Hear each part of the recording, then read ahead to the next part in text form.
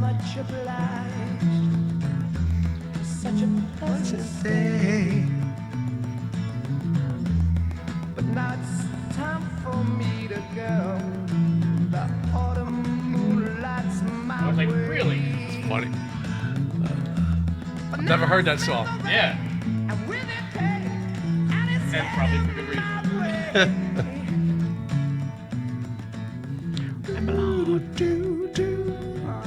Sometimes I grow so tired. But I know I've got one thing I got to do.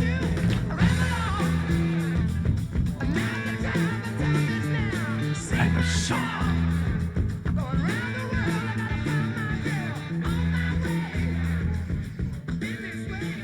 Live from the Theodore Jiggett studio, it's the Animal House Radio Show, and we're in downtown Robbinsville. And we're our guest. We have guest host tonight. It's me, Paul Vanier, and also Tim Eli and Dave Hodge. Hey there. Hey! So it's nice. We'll be here, and Carlo's on his way, supposedly. If not, we'll keep on talking. What's that, Carlo Bellugio, or what is it? Oh, man, that was Ramble On by Led Zeppelin. Ramble I love that On. song. Love that song. I never knew the name of that song, but I've always liked it. Oh, I love that. Good The song. bass. John Paul Jones was such an underrated bass player. What a great bass player he was, and great keyboard player, too. Great Admiral. Yes, John Paul Jones, yes. The American Revolution, which we're in the middle of the second one right now. That's hard to say. It's hard to say. So how was your weekend? What did you do this week? I vegged. I walk every day, but I've pretty much vegged. You know, did I do anything special? I don't think so. Yeah, beer. Where'd you I walk? like beer. Where'd you walk? Local park. Yeah. Yeah, I put in probably 8 miles each day over the weekend, you know. So you were like 16 miles away from home? by the end of the 16 weekend? miles away from home. 25 miles from home, girl. My feet are getting That was a mighty great song. tired. Yes, it was. What's man. his name? Texas? Edwin Starr. Edward Starr, that's Yeah. it. How about you, Dave? I took a walk, but I only went about like 3 blocks to a bar locally. Met with an old female friend from high school. We were hanging out, had a couple drinks. We haven't seen each other in a few years. Ah, that boy, lay that pipe. No, I wish Drive it I home. did, but you know. It takes, it's funny because when you go to the bar from your house, Dave has told me this. He goes to the bar, it takes him like 5 minutes to get there, but coming home, it takes a half 35 hour. minutes. Yeah. Because it's staggering. Oh, you got to Well, stop. differences. Stop and This is shake the different weasel, part. too. The bar I normally go to, yes. This one, it was easy because it's downhill. Oh, I had that's to walk great. uphill, so it took a little longer getting there. Yeah. I didn't tell Just you. as long getting back because of the Back in my day, I used to walk 25 miles to get to the bar. uphill both ways. Uphill both ways. Who rolled that drunk? Nobody. He tripped. Oh man. So we went and saw Cheech and Chong 2 weeks ago. That was a great show. That was last weekend, right? Was it last week or Yeah, last it was. Friday? Last That's Friday. That's right. I'm losing track. It seems like a couple weeks. It really does. I'm It's been losing a track of busy weeks. week. I can't believe it's November already. I don't know where everything Remember went. 2019? Yeah. 2019 was crazy. It's real. Think about it. We only got 6 weeks left. I know. That's scary. When you 6 think of it weeks that left way. till what? 2020. Oh. And then we'll have hindsight. That was a about news show or something, wasn't it? Then our hindsight will be 2020? better about 2019. Nah. There you go. There you go. Man, oh man. Look at all these empty chairs in the studio, too. That's all I guess. It's all our guests. We have a very big following. Yeah. Live studio guest. Yeah, erectile dysfunction support group, but none of them could come. They put the pancake place over there now. Yeah. I just saw that. It's always busy. Well, it sounded busy, but it wasn't when I looked inside. Oh, it was really? weird. There was like 5 ladies walking out. I'm like, what place is this? I look inside. I'm like, I don't really see anybody except the host just looking at his phone in the front. So I'm like, all right, maybe not so busy. Maybe But then not. again, A lot of the seats cars are out low, so there. it has like high benches in there. So So it might be people in there it you might just be don't so see you them. can't- Yeah, and I'm short, so it doesn't help. It's for short people. Or it's They got pizza no reason night to at live. Papa's Tomato Bar. What kind of pancakes you want? I want a short stack. Thank you Yes. very much. Speaking of, I went to Popeyes. I ordered from Popeyes earlier today. Got that spicy chicken sandwich finally. How was it? It was good. I'm not a fast food guy. I'm not stabbing people over it, but it was good. Welcome to Popeyes. Popeyes. You want some olive oils on that? I tell you, man, for a skinny ass broad, there's a couple of guys that were hot for her. I never understood. Even as a kid, I never understood that. I said, what's so pretty about her? Like Why Betty did they fight Boop's over so her? much hotter, Definitely. especially for back then. And if they could have hung out just a little bit longer and waited for, Rabbit. Yeah, Jessica Rabbit. Oh, they should have waited for her. That'd be worth fighting for. Definitely worth fighting for. I'd fight for her now. Yeah, it's the first time I ever got excited looking at a cartoon. Oh, you know why? She's not bad. She's just drawn that way. That's right. That's right. Kathleen Turner's voice. Yeah, when Kathleen Turner's face matched that body. Yeah. When she was young, remember her in Body Heat? Oh my God. She And what was hot. that? Romancing the Stone. Was she Romancing the Stone. Yeah. Romancing the Bone. I was gonna say Pritzi's Honorable Lamb. That was the other one. She was Yeah. probably in Jewel of the Nile, the sequel, right? Yes. Yeah. Yep. Yeah, I didn't know how many Jews in the Nile. I didn't know that. So. Yeah. Cleopatra Stein or something. Well, there was a lot of them, but they were in denial about it. That's right. That's the problem. That's the problem right there. Hey, call us. You got the call-in number, folks. 609-807-2492. We'll talk about anything you want to talk about. Is that the number? 609. Good. It's posted right on your screen. Look at the screen. The We're bottom of the just screen. making sure Post that it. it's there. Yeah. The sign says call in, no hashtag. 609-807-2492. Yeah, we'll talk about anything you want to talk about, Yes. except for politics. We're not going to talk politics. We're not dividing the crowd up. Yes. That's- no Why the politics. hell not? There's No, only three of I us. don't want to get Divide into the that. hell out Let of me it. tell you, that's one thing that did happen at the Cheech and Chong thing. Near the end, Tommy Chong started talking about anti-Trump stuff, and the audience started booing him. He goes, "Okay, no politics. You got to get off that subject right away." Way to read the audience right away. Though. Yeah, really. I mean, oh my God. His wife did it at the beginning. She's the opener, Yeah. And she did the Shelby, and she did the thing with about the Trump and this and Trump, and everybody started booing. She goes, "Okay." How many people like Trump? And everybody started cheering. She goes, "Okay, we won't do any political stuff." But Tommy does it later on in the set. Doesn't realize that everybody booed the last time. They started booing Well, again. You know what it is? It's the first time around for him at that point. Yeah, By the time he hits that second wave of getting high, he is funny. when he takes that one hitter at the middle when he takes a break there, he gets a little revival of how high he is. He's like, he forgot what happened. And he's like, oh yeah, that's right, no Trump stuff. Sorry. Hey, how long of a set did they do? About an hour and a half, I'm thinking. Wow. Kind of. I might be wrong, but it was around that. It's around the impressive. same. Yeah. I enjoyed that. You know what it is? That and in the last basically year and change now, I got to see them live and I got to see Kiss live. Oh, Kiss Which must is- have been good. Yeah. Which is two things I've wanted to see since I was a kid. Yeah. And I'm not sure if it's good or bad, but I think I got the exact show I would have saw if I went when I was a kid. Oh, definitely. But Yeah. like, it's not necessarily a bad thing. It was like, No. because I mean, Cheech and Chong, how much are they going to change about what's going on? Except now with all the legalized stuff, there may be some different fun things that could come. Yeah, they had a lot of new stuff Right. mixed in with the old stuff. Yeah, It was good. You get a couple more edible jokes in with what they're doing, but besides, Yeah. getting smoked out of your mind. But like Kiss, like everything that I imagined going in as a kid, and like everything I saw in all the what were the metal magazines back in the day? I can't remember the name. I don't of them even right know. now. I don't But, know so many. There was a couple of them. Yeah. You would always see the pictures of Gene out there with the blood Right. coming down, Paul flying Bombs through the- going off. Yeah, the pyrotechnic show was amazing still. Way ahead of its time. Yeah, and it literally looked like the show I would have saw if I Yeah. would have went to Kiss Alive. Yeah. So I'm like, I was very happy getting to see the show I wanted to as a child, and bringing my child to see it and watching him go, yeah, I'm not impressed. One time when they broke in Detroit first before they broke the rest of the country, and my band was big in Detroit too, so we were hanging out backstage with them at Cobo Hall, and the lights were still up, people were still coming in. I said, I'm going to go out and say hi to the roadies. So I'm talking to one of the roadies, and some Paul guy goes, Paul, come here. Don't forget, back then no one knew what they looked like without makeup. And you were Paul. And I had the same hair. The guy goes, Paul, come here. I said, okay. Because will you sign this? I said, sure. And he says, I got some pictures of you guys coming to the airport today. I said, really? I didn't see anybody taking pictures. And he goes, yeah. And I'm looking, and all of a sudden he shows me a picture. I go, he thinks I'm Paul Stanley. So I get him back to and then my autograph. I say, thank you very much. And I leave, and I see him looking at the name. What the hell? Paul what? Paul Yeah. what? Yeah. Must be a stage name. It was like, I got his real name. oh. But that was the only time I ever saw them live, and they were. This is like 1979. Yeah. And my God, the show was incredible. It was a really visual. good show. Oh man, they had this one thing with Paul Stanley had this long strip, and he'd go like this, and all the lights would flash all the way up to the ceiling. It was like some kind of fiber optic thing. Yeah. And he was doing it with the things, and it was just oh, and the light was traveling. It was so cool. They were way ahead, and they were a good show. And even if you didn't like the music, that's a great show to go. Yeah. Definitely. So you got to see him. That's good. It's one of those things. Like, and now I'm at a point where, I mean, I know you've met Gilbert many times. and Right. He's not in the best of health anymore. No, he's getting feeble. Yeah. And I'm very happy that, like, last summer I took my son to go see him live because Right. I don't know how much longer. he's Yeah, got. you don't And know. And I Yeah. hate saying that. I don't want to wish it on him. Right. But I'm like, the man's a legend. You got to see him. The guy's funny. And He's my very son funny. Totally enjoyed that show. Yeah, Gilbert's one of those actors you love him or you hate him. There's no in between, which is Oh, what yeah, you want. definitely. Which is what you want. Yeah. You don't want to be middle of the road. Before he made it, Well, I he can get, either did great or he bombed, depending on the audience. But now he's got his audience, and he's you very also funny. get some of those people that is like, I like when he does this, but not so much that. And I Right. can live with that too with some people. Sure. Because there's a lot of people like you said, Tommy Chong was great. Oh, he went too political. All right, so he stopped. Right. He moved Yeah. right off it right away. Yeah. But he did the right thing and made everybody happy still at the end. Yeah. Oh, yeah. And they're very nice. They're always nice to us. Yeah, and Gilbert, people Gilbert's shocked fun. that he goes out of his mind. Really, you didn't realize he was a nut job before you guys. Exactly. Listen to Exactly. that voice. How do you not realize Yeah. there's a little something off with him? Like, He's funny. you were with us at the State Theater to see what's his name, Brad Garrett. Right? No, Oh, I you didn't get to see Brad live, and I've never met him and never saw him. But I've heard great things about his act. He's an ad-libber. He's an great. ad-libber. He was very funny. Yeah.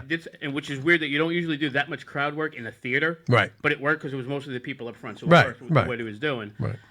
Yet there were all these like octogenarians that were there Where- that were expecting. where's Robert? Yeah, they were waiting for Robert. Yeah. And they got him, and he was a dirty comic instead, and they were all appalled. Oh yeah. I'm like, One yeah. remember the first time we saw Cheech and Chong? Yeah. There was a couple in front of us, and they started doing the pot jokes, and they got up and left. What were you I've heard expecting? that story before, yeah. What were you expecting to hear?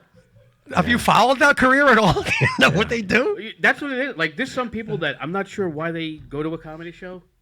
And Yeah. like sometimes like this Friday I'm going to be doing Bonner's Room. Okay. Which is a fun room. Yeah. But it's also a weird room because when you're there, you'll either get people that know you, right? Mm-hmm. Or you get some people that'll sit there and they're very happy and smiling and polite and nodding, but they don't clap. They don't laugh. They don't clap. They're not. This is like their first comedy Right. show ever, Right. and they're older, so they're not really sure what to expect. Oh, that's funny. And it's like, okay. And all of a sudden they come up, you did a very nice job. Yes. It was very nice. Yes. I like that. Yes. That was very funny. Thank you. Like, and I appreciate that, but you could have clapped when I was up there. I want to feel we're whores for the excitement of a clap and a laugh. Yeah. No, I get that. I do. Oh man. That's why I go right at the audience. Yeah, I that's a don't room you care. have to. I don't care how many people. You know, Yeah. I do the audience. Yeah. That's what's fun. Make it for part me. of the show. That's what's fun for me, and they seem to enjoy it in most times. Especially if you're not mean spirited. Right. If you're just playing with them, they're fine. Yeah, they are. If you're attacking, that's different. They're going to back off, you know. But if you're having fun with them, they're going to have fun. They want to have a good time. That's why they're there. No one goes there expecting to have a bad time. One of the barbecue shows down in Bayville. I forget who was it. No, it wasn't me. I wasn't hosting. Somebody else had gone up. I can't remember who it was right now. And the main thing was like, this guy, you know, he doesn't like being talked to. Like his wife came up to us like, could you make sure? I know we're sitting by the front, but you know, could you make sure he's very sensitive about being talked to. And meanwhile, the guy was drunk and yelling back at the stage, and he was the best one in the audience to talk to. He was like the most fun. Like, and he was like, "Yeah, all right, I'll answer that question." And the dad, they didn't want us talking to the husband or the dad. Right. I'm like, meanwhile, the two of them were the most talkative people in the whole Yeah. room. So she didn't know. She had no idea what she was talking She about. was just afraid that something might go wrong. That's all. Or she was afraid that you were going to say something insulting. Maybe. Yeah. We're not That's here what to she was insult. afraid. We're there to have fun. Yeah. Well, some acts do though. Some acts that they are there for that reason. But most of us don't want to do that. We want No. people to have fun. We don't want to insult people. And We usually play with them. And for overall, for the most part, the people that are insulting to when they're doing their crowd work, first of all, you either know that going in, and if you don't, they're not being mean spirited either half the time. Right. Right. Half of them Exactly. they're saying something that's really awful, but to try and get a rise, even if it's not from you, from the rest of the audience. Right. Like one of the examples too with Brad Garrett, Right. bald guy in front, it looked like he got a penis on the top. Yeah, because he was bald. Right. Now, granted, he's making fun of a bald guy, and you can only say so Yeah, many but he's things. saying it in a funny way. He's not Right, like but you can only say so many things about a bald guy in Right. front that's being a little silly. Right. There you go. And he went for the penis joke, and oh my God, bro, I can't believe Raymond's brother said that. Yeah. Exactly. Exactly. Oh God. Yeah, Gilbert. Yeah, I know what you mean about Gilbert. Though. Gilbert. I think Gilbert's great. His references are so obscure. Yeah, You know, But he's very dead intelligent. on. He Very is very spot on too. Yeah, oh yeah, very intelligent. He does good impressions too, but he doesn't do them all the time. But he's Right. actually a good impressionist too. But he is getting feeble. He's having a hard time like walking. the Carol Burnett thing. I wanted to take my son, but there wasn't a meet and greet, and it's not the same. Right. And we were, I didn't know where we were going to be sitting, so it didn't matter. Right. So I'm like, if we're not getting a meet and greet, it's not as important he come. If we got the meet her in person, Oh, that would have been incredible. that's what I'm saying. That Yeah. would have been so worth it. Just Meet an idol like that. Yeah. A legend. Just, once again, it's somebody you're probably not going to get a chance to see. Yeah. You know, Exactly. There's only so often she's going to be around for, I wonder what kind of show she did. I wonder if she did skit work or she showed clips of stuff She or did she actually. clips and did discussions about what was going on. Oh, in that's her so career. And it was really cool to get the background. Yeah, definitely. I mean, she was all the way back to the Gary Moore show when she was young.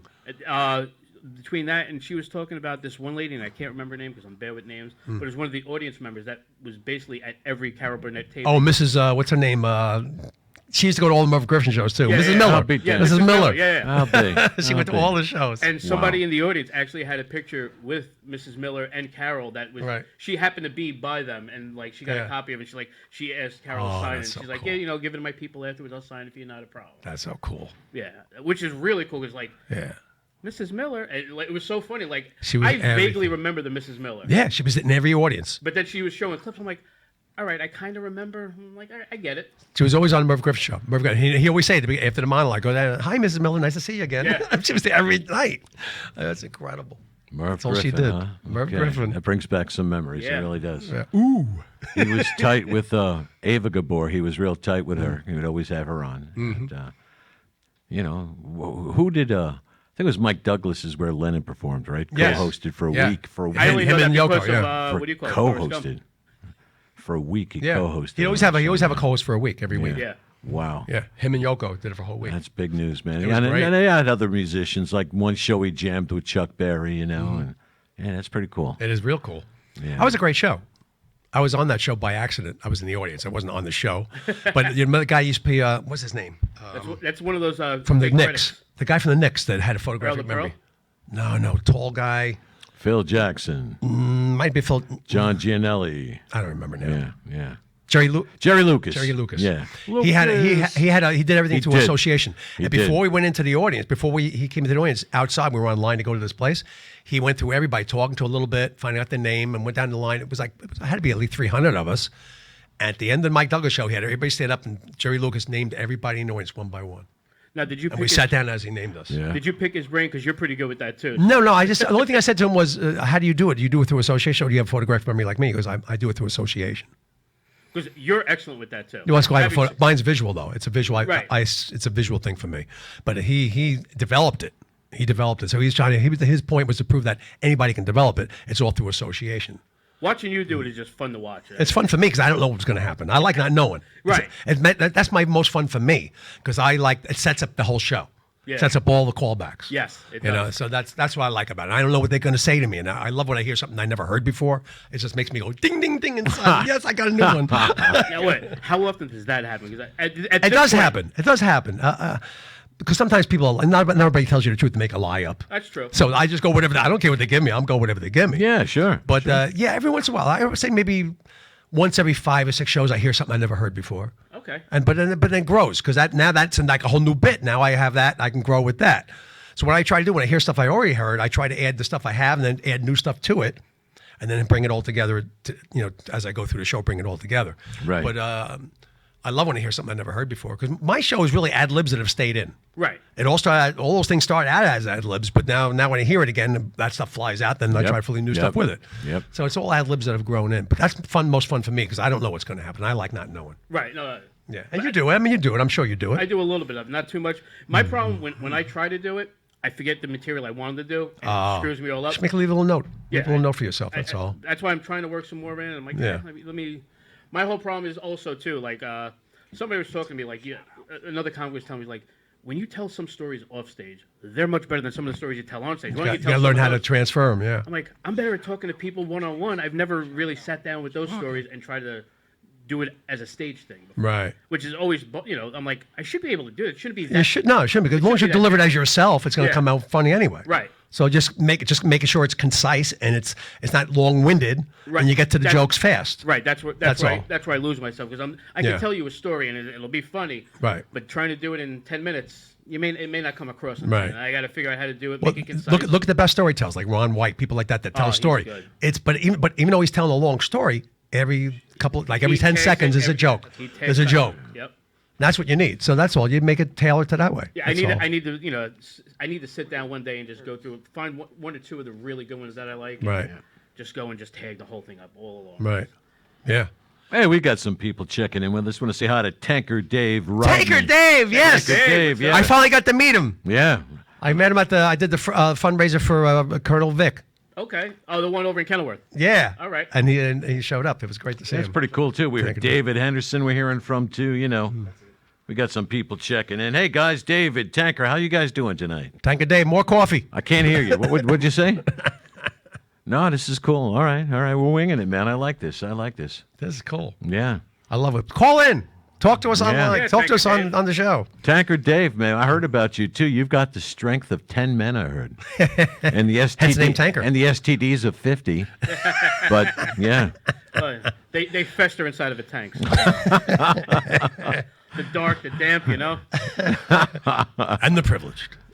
609-807-2492. Call in, Tanker Dave. What's the worst job you ever had in your life? Worst as in what?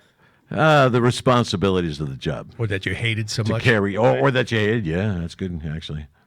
Being responsible right now where I work, I was asked I might have to fire somebody. Wow. That's hard to do. No, that'd be a breeze for me, man.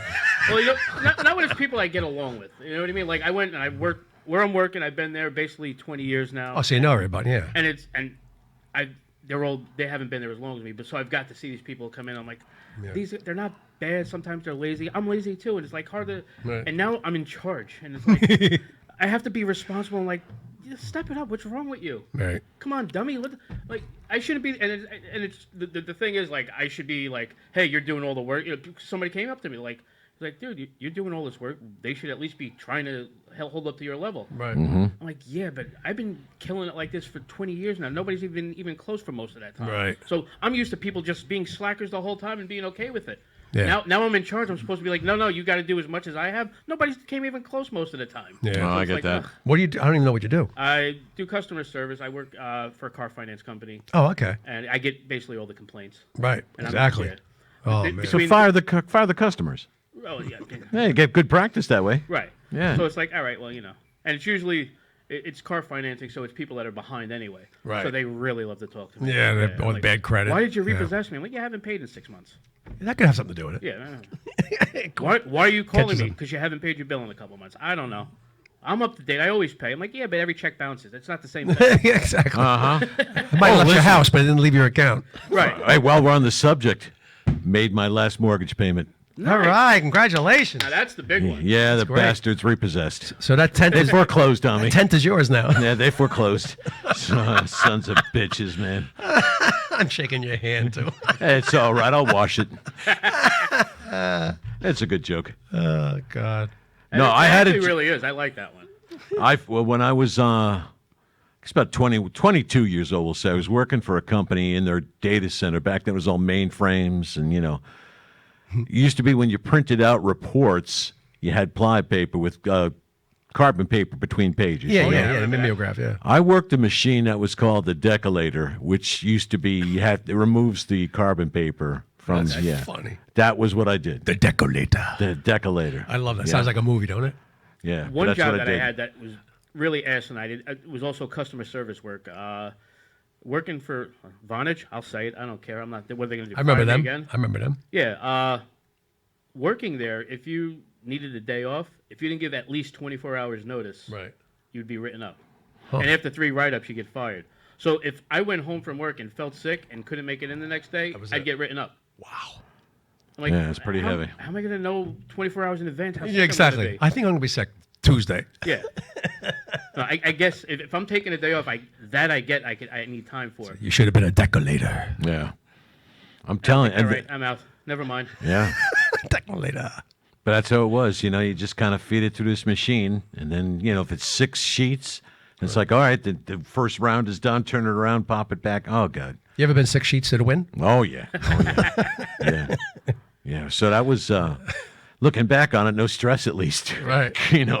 Looking back, I was at 22 doing that. So The decolator. the decolator. Coming to a theater near you. The decolator. No copies. We also had a machine back then. It was called the bursting machine, the burster.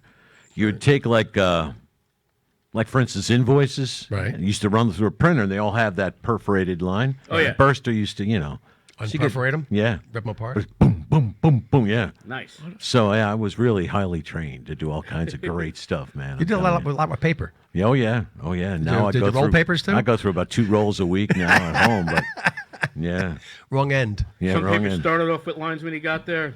They were all gone by the time he was done. I'm telling you, man. Hey, 1979, I'm going to be in the computer industry. Oh, man. You were in the beginning, though. Yeah, yeah. It's just the wrong end. Wrong end of it is for sure, man. But It's not like something Ruben would do, right, Gene? Hey, is Ruben okay? I haven't seen him or was heard just his here. name forever. Was he? He was here earlier, yeah. Yeah. He had to go out on a call. Yeah, I was about to say, would you have a affair? He had something. DoorDash. Is he still working for Luber? Oh, okay. Just DoorDash. Okay. Thought you'd pick up on Luber. You know, kind of like a sex thing. I don't but- know which one of them are better. I know. I never did I it, ordered so- that chicken sandwich because we were talking about it at work, and nobody wanted to take the ride and see if they had to wait in line for the chicken sandwich. So we were like, why don't we just order from Uber Grubhub? Eats or whatever. Grubhub. DoorDash. I'm like, Grubhub, yeah. I've never used it. I'm like, I don't even have the app. Somebody goes, I got it. I'm like, if you order it, I will. I'll chip in too. And like 6 of us went and ordered the sandwich. You wait. I'm not hearing Dave all of a sudden. What happened? I don't know. There you go. I can hear Sorry. him. Hey, I lean listen. back- I lean Eventually, back to the No, food's no, going to wait be off for a on second. Amazon Prime. I guarantee it, man. Everything's Every on. day I'm seeing dozens of Amazon Prime trucks, man. Hey, it's great. You know, they're doing it all. Yeah. My nephew's making a ton of money with books Yeah. on Amazon. They are running amok Amazon. They really are. They Well, really are. my son's very happy. He's a basketball fan. He's a fan of the Miami Heat. Okay. So with Amazon Prime, he's able to stream the games on the TV now. Oh, no kidding. So he's happy about that. Yeah. I'm like, well, now you got to keep your grades up before I take that away from you. Nah. Don't make me cancel this shit. Yeah, now you have I something. already to spent the hang money. on. You're lucky now. You have something to threaten him with now. Yeah, but it's like, when this month's over though, you're done. Yeah. Uh-huh. Oh, man. It's getting bad out there with this shit. I've heard people saying, oh, Netflix is going to tank. They're going to, whatever. Well, they just had their first negative month Yeah. in subscribers. Yeah, well, and that's okay. So whatever Which is happens, weird. happens. I could care less, but there's... Oh, we got a phone Phone call. Hello? Put him through. Hello? Who is it? Hello? Paul? Who? Is this Paul? Yes. Yes, who's this? Carlo. It's me. Oh, how you doing? Welcome to the show. I'm feeling better. How you guys doing? Good. Where are you? Where are you? I'm home. I'm home resting. Okay. Well, you got to Yeah, get well. Anything you want to tell us? Yeah, I got a couple of interesting things that happened that is going to be real good for us. Okay. I mean, anything you want us to do tonight? What? Anything you want us to do tonight? Keep it clean.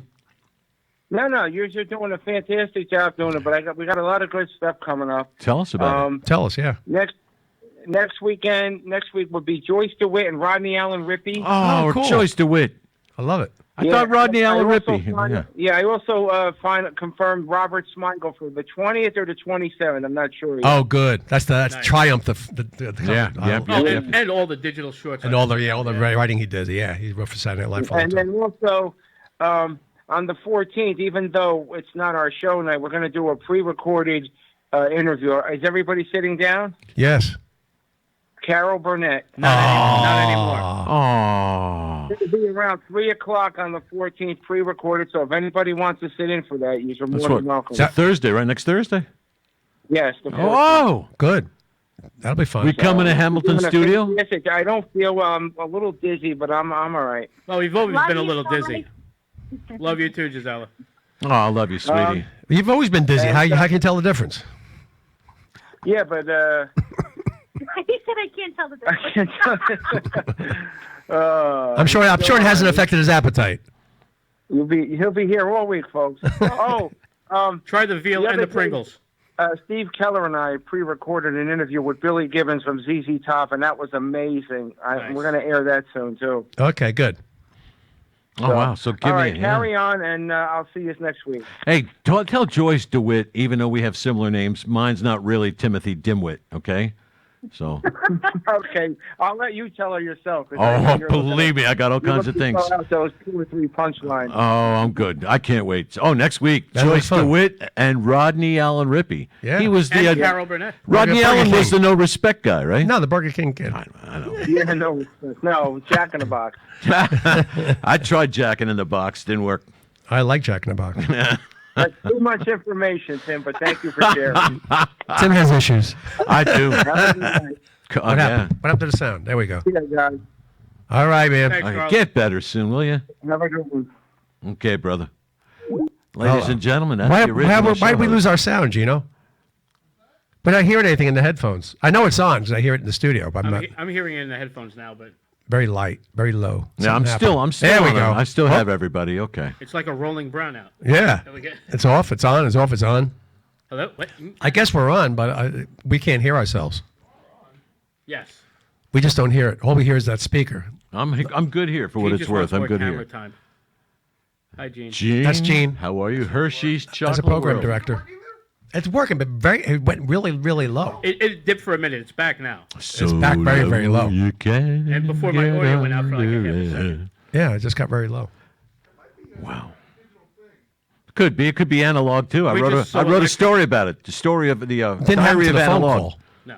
The three of us are so electric that it's ruining the. It's sound of the electric. audio. I hear the Woogie, wire. woogie, woogie. Now- I hear now crackling a wire. Yes. It's definitely a wire. Whatever you were fooling around with, Gina, was making us come back on a little bit. That's the volume control. No, well, maybe there's dust in the line because that's what it sounds like. Dust Might be, in the knob line. itself might have dust. All it is What happens dust to my in board the once I feel like that? You laugh because you see dust in the line. My favorite Will Ferrell song. All right now. Dust in the line. Sounds all right now, right? No, it's on, but there now it just kicked on. Now it just kicked on again. Under there? You kicking anything under there? No, I'm I not haven't moving. moved. Not moving.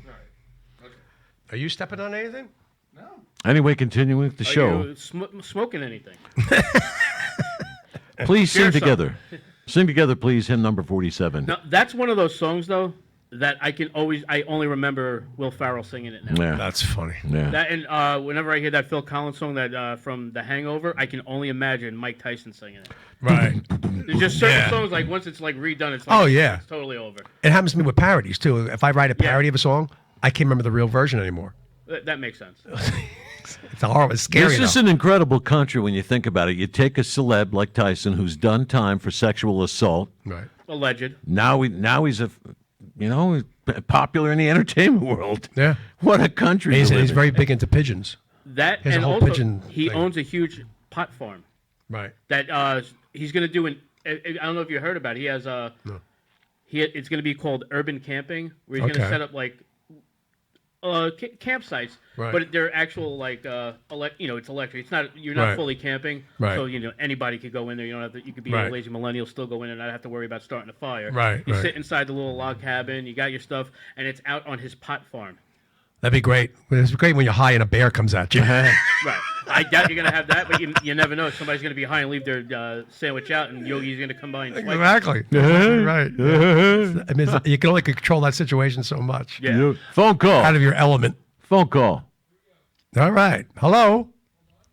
Is anybody there? It's Tyson. I'm here. Hello. Who is it? It's Michael Lepowski. Hey, Hi. Mike. How you What's doing? going on? Hey, nice to finally talk to all you guys. Hey, listen, I got a work story for Paul here. Maybe you can fit it into your act somehow. Okay. I've done a lot of things for a living. One of the things I've done was I used to drive a van of mentally handicapped people to job sites. Right. And being from New York, these people would get loud, and you couldn't understand them when they talked anyway. And I wanted to be quiet, but Brooklyn style, how New Yorkers react to things that annoy them. Right. Well, after a while, one of the girls got to know it, and in her, very, verbally handicapped, I'll be riding in the car, and they'd be making all kinds of noise, and she would turn around and say, "Okay, Mr. Mike, wants you to shut the fuck up." Well, after a while, this became a habit. Well, I go to work one day, and a social worker is waiting for me outside, and she says, "Mr. Lepowski, can I come and see you for a moment, please?" Well, apparently, one of the kids in the bus told his mother to go fuck herself. And then she said, "Where did you learn that from?" She goes, "From Mr. Michael Lepowski." Yeah, of course. So she says, "I know they frustrate you, but you got to curb your language, okay?" So I go back on the bus. I'm pissed off. So I said, "Okay, guys, I'm supposed to apologize to you for cursing. Apparently, one of you cursed your mom out and got me into trouble." And one of them goes in the back. She goes, "Oh, yeah, that was me." He was honest. Like You never take that away from them. No matter if the kids have a problem or the kids are just normal kids, no matter what they are, kids are like sponges. They absorb everything you say into them, so it's always going to come back at you. Yeah. No matter Oh, First exactly, yeah. First time my Exactly. son ever said a That's the whole curse word, thing. he was repeating my mother. When are you going to do your act in Maryland again, Paul? We're not sure yet. I'm trying to put it together, but every time the problem is the place that I play at, which I love, they do not promote it.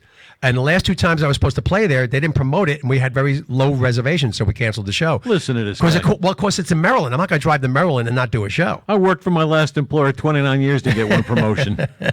No, so I get a door deal there, so I'm not going to do that if he has no reservations. And he's the one that usually pulls the plug because he'll say, "Oh, we only have like 6 reservations." Well, I'm not going to drive to Maryland. Hell yeah. It costs me money to go there just to do it for the tolls and the gas, and I rent the van. I mean, that's like $100 just for me to go there. Oh, you just the tolls alone will kill you. Yeah, I mean, but I love playing there. I have a lot of friends in Maryland. I love Sully's? playing there. Sully's, I love That looks Sully's. like such a fun room. It's a great room. It was great when it was a full-time comedy club. It was a great room, and now you just rent the room basically, and you four-wall it and you do the show.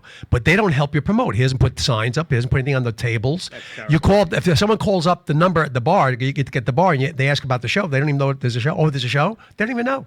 It's always fun. Yes, I mean that's why I stopped doing it. Not because I don't want to. I love it there, but I do still do go there once in a while. Do fundraisers at firehouses and all kinds of organizations. So I will be back there. I just have nothing on the books right now as we speak. So find your local organization that needs their fundraiser and contact Paul. Yeah, I bring the lights, the PA. I bring everything. And the funny. Yeah. All right.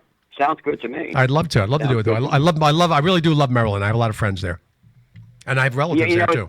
Things have changed so much because I remember back when I lived in New York. Right. I remember going. Remember the place called Rodney's? Rodney Dangerfield had a restaurant. Well, it's called Dangerfields. Yeah. It's still Comedy there. Club is still Right. active, yeah. It's still I there. remember going in there one time with a friend when they were just opening up and they would wait to set us down. Mm-hmm. And I hear, "Hey, fellas, how you doing? What can I get you?" I mean, it was like amazing. It's like, he was very down to earth. He would just go to anybody and talk and start telling you jokes. Yeah, he was a sweetheart. He helped a lot of.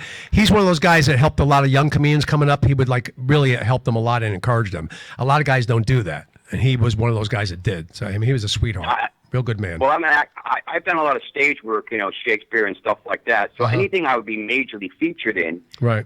People would get me to sign the playbill for. So I remember one woman said to me, "Do you sign a lot of autographs?" And I used my favorite line from Rodney, and that was "Yeah, I sign like 30, 40 a day. No one takes them, but I sign them." Right. What's Shakespeare? Is that like a beer for people with Tourette's? Yeah. Oh, okay. Exactly. Anyway. Gotta keep a heads Hey, up. so we got the big Lepowski on the phone with us here. This is pretty cool, man. Yeah. Yeah, Michael's a fan of the show. Michael's Oh, watches yeah, the I show a know. lot. I know. This is pretty cool. Yeah. I didn't know you lived in Maryland. Yeah, No, no. I thought you were up in this area. I didn't know you were down there. No, I'm way down. I'm in a town called Hagerstown. I'm Yes. Oh yeah, you're way 3 down the miles border. Yeah, you're down the border. Yeah. Yeah, I'm 3 miles from West Virginia and 5 Yeah. miles from Pennsylvania. I used to It's drive right through there. Yeah, I used to drive through there to go to West Virginia and do shows. I was in Elkin, and the first time I drove there, I went over the mountain, and I came down, and I said, "I never drive." Now I go an hour and a half out of my way to go around the mountain. Yeah, uh-huh. It was horrible. It was scary. That mountain. I don't forget what the that mountain I was called. believe. Yep. But it Yeah. was scary. It was a scary drive.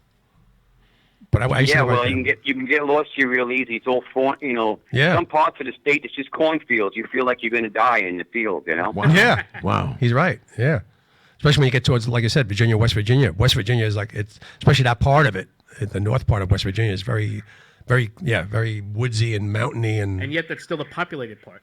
yeah. Well, Go there's a lot of figure. West Virginia people here. I always tell my favorite joke is, why do birds fly upside down over West Virginia? Because it ain't worth shitting on. Oh, you make a lot of friends with that one, don't you, Mike? They love you in Morgantown. That's a good joke, though. That really is. Yeah. What's the old joke? The old joke. The guy was from West Virginia comes up to after the show. He goes, "I want you to introduce you to my wife, my cousin, and my sister." And it was one woman next to him. Yeah. It's the old West Virginia. Well, you Oh, heard my the one goodness. about the two gay guys who get married who were from West Virginia, and they get up for, one guy's going to work and the other guy's in the kitchen, and he's jerking off into a rubber. And the guy says, "What are you doing?" He goes, "I'm just packing your lunch." Okay, we lost the gay following. So we lost the gay following and the West Virginia following so far. We lost two. Anybody else you want to shoot West for there, Mike? Virginia, good night.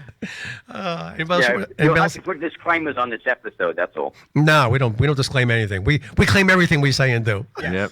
We take responsibility. Well, I mean, Colin knows that I'm friends with Giselle, and Giselle and I were talking about doing a show together. I just got to get my shit together here, but Right. Joe Lemire said that he could set it up that she could be there and I could be here, and we could put something together because I have it all planned out what I want to do. Right. Partially calling in music and comedy and stuff like that. Well, you got to talk to Gino. Gino's the owner of the station. He's That's the guy you right. got to speak to. That's right. He'll give you Yeah, exactly. he'll give you the platform. Mm-hmm. Exactly. Yeah. So, but anyway, it's like nice talking to you guys. You too, Michael. Get on. Definitely. Why, we get canceled now? No, good. And keep on just keep on. Just look on my website every once in a while, or my Facebook page, and if I have anything coming to Maryland, I'll post it. I just have nothing right now. Take care. All right, You guys buddy. be good. You too. You're Take care, care. brother. BMW to hire him. Thanks for calling. Okay. Okay, brother. Yeah, thank you. That's a Big Lebowski. All right. This is what happens when you fuck a stranger in the ass. The name sounded familiar. I told you when I did that show in Delaware. Right. Somebody came up, they're like, "Do you know Paul Veneer?" I was like, That's "I funny. see him every week." And he was like, "I went to school with his sister." And That's. I know who that is. Mike. Of course, you know Mike who and your his wife. sister is. McDougal. all right. Yeah, he went to school with my sister. Yeah. Oh, was just McDougal was the really- guy that owned the wax museum in Abbott and Costello meets Frank. McDougal. That's right, McDougal. It was just weird. I'm doing a show, like, "Hey, you know Paul Veneer?" I'm like, "Of course." That's funny. In Delaware. That's Delaware, funny. That's yeah. where he lives now. Yeah. Whenever I played the Harriton Casino, he would always come. And him I and his just felt wife. like they're kind of close to the border, so I'm like, "Oh, maybe that's why he's asking why when you're in Maryland." Now. Right. That's funny. Wow. Yeah. What's the worst thing you ever did in school? That you didn't know it was going to be that bad, but you knew it was kind of bad, and you got into big trouble for it. That I didn't have a problem. Most of the stuff I knew I was going to get. Phone call coming in, my friends. Wow, Phone call. We're popular. Hello. Put them through. Who is it? Hello. Hello. We have a Mr. Stephen Keller here. Stevie. Hey, Stevie. Hey guys, what's happening? Hey, it's Technicolor. How are you, man? Answer everything that you bring up, even though I'm not there. I know. See, we're talking. We're talking with you. Yeah. How you on your way back now? Or are you still on the way to the city? Why? See, it goes out. I'm on the corner of West 40th Street and Fifth Avenue. You'll Oh, you'll get laid. You're in You'll Hell's get laid. Kitchen. Yeah, you'll get laid. You're in Hell's Kitchen, Yeah, buddy. I'm just helping out a friend, but it I takes hours. That's what I call going to hookers too, helping out a friend. Yeah. You should go to. Paul, when you were saying the club doesn't promote, Right. you know what's frustrating, man? When I play a place, Yeah. they don't have you on the marquee, but Right. it's karaoke on Sunday. Yeah. Exactly. And you're saying what? But you can't even put the band name on the thing. I know. Yeah, I know. And you expect us to bring 300 people. Yeah. And you don't even put it on your marquee. I agree. I mean, we do our job. We promote as much as we can. But if the place that you're playing at doesn't even promote it, what chance do you have? Exactly. Like when I do shows, sometimes I do shows at hotels, right? Now they have all these rooms. You can't put a flyer in the room. Yep. I mean, really? They put a Bible in each room, but not a flyer. Yeah. Yeah. And we're praying for a crowd. Like anybody's going to call Jesus at that hour, right? Jesus? Yeah, scream his name, but yeah. Yeah, but I don't know. Hey, Dave, and back to the beginning of the show where you think that Kiss is just like it ever was. I don't think so. Same as it ever magic was. Back in the 70s. It was still new then. That's why it was he means in magical. terms of the show itself. The show itself is just a great show still. Well, the show itself Yeah. is probably more bombastic, Yeah. Yeah. but it's still not the magic of yesteryear. It's more. I think Kiss is going to go on. Personally, everyone's trying to figure out, the end of the world. Right. I think they're going to take 10 years off and then license it and That's the take rumor. it on the road because there's going to be generations again. I'm surprised there hasn't been a Broadway play yet about them. No kidding aside. 'Cause how many musicals have they done about people's careers? Especially since Green Day did it successfully. Look, and you see, they've already taken the step. Like, it's not Gene Simmons anymore. It's the Demon. Right. And, of course, it's not Ace Frehley. Right. It's Spaceman. Right. And Tommy Thayer, Yeah. So they're preparing, I believe, Definitely. to replace themselves. Hey, Gene's a very smart businessman, and he thinks business all the time. So I'm sure that's it's all in the head. Well, not already. quite all the time. We've heard about some of his Just need to sexual take a escapades, decade but off. yeah. But yeah. the future generations will have it. Oh yeah. And Yeah. they won't play one thing past. I guess they'll play Tears Are Falling from the mid-'80s, but there's going to be nothing new. It's going to be Detroit Rock City, Right. Love Gun, Beth. Yep. Yeah, I agree. But I just wanted to say hi, guys. I'm Well, I'm really glad. sorry I'm not with you guys tonight. Same here, man. We'll see you next week. Yeah. Absolutely. Hey, Yeah, next week, speaking of that, man. Joyce what a DeWitt. show. Joyce DeWitt. And the guys in Tilted are supposed to pop in as well. Oh, cool. They got a Nice. CD coming out. And plus, we're gonna play the interview you and Carlo did with Billy Gibbons too. Wow, is it a 5-hour show? Yeah. Aren't they all? Excellent. Yeah, it's going to be a good week, man. But I'm listening in, so say nice stuff. All right, buddy. Take care, my Later, brother. dudes. Killer All Keller. right. Yeah. There goes Killer Keller. Technicolor.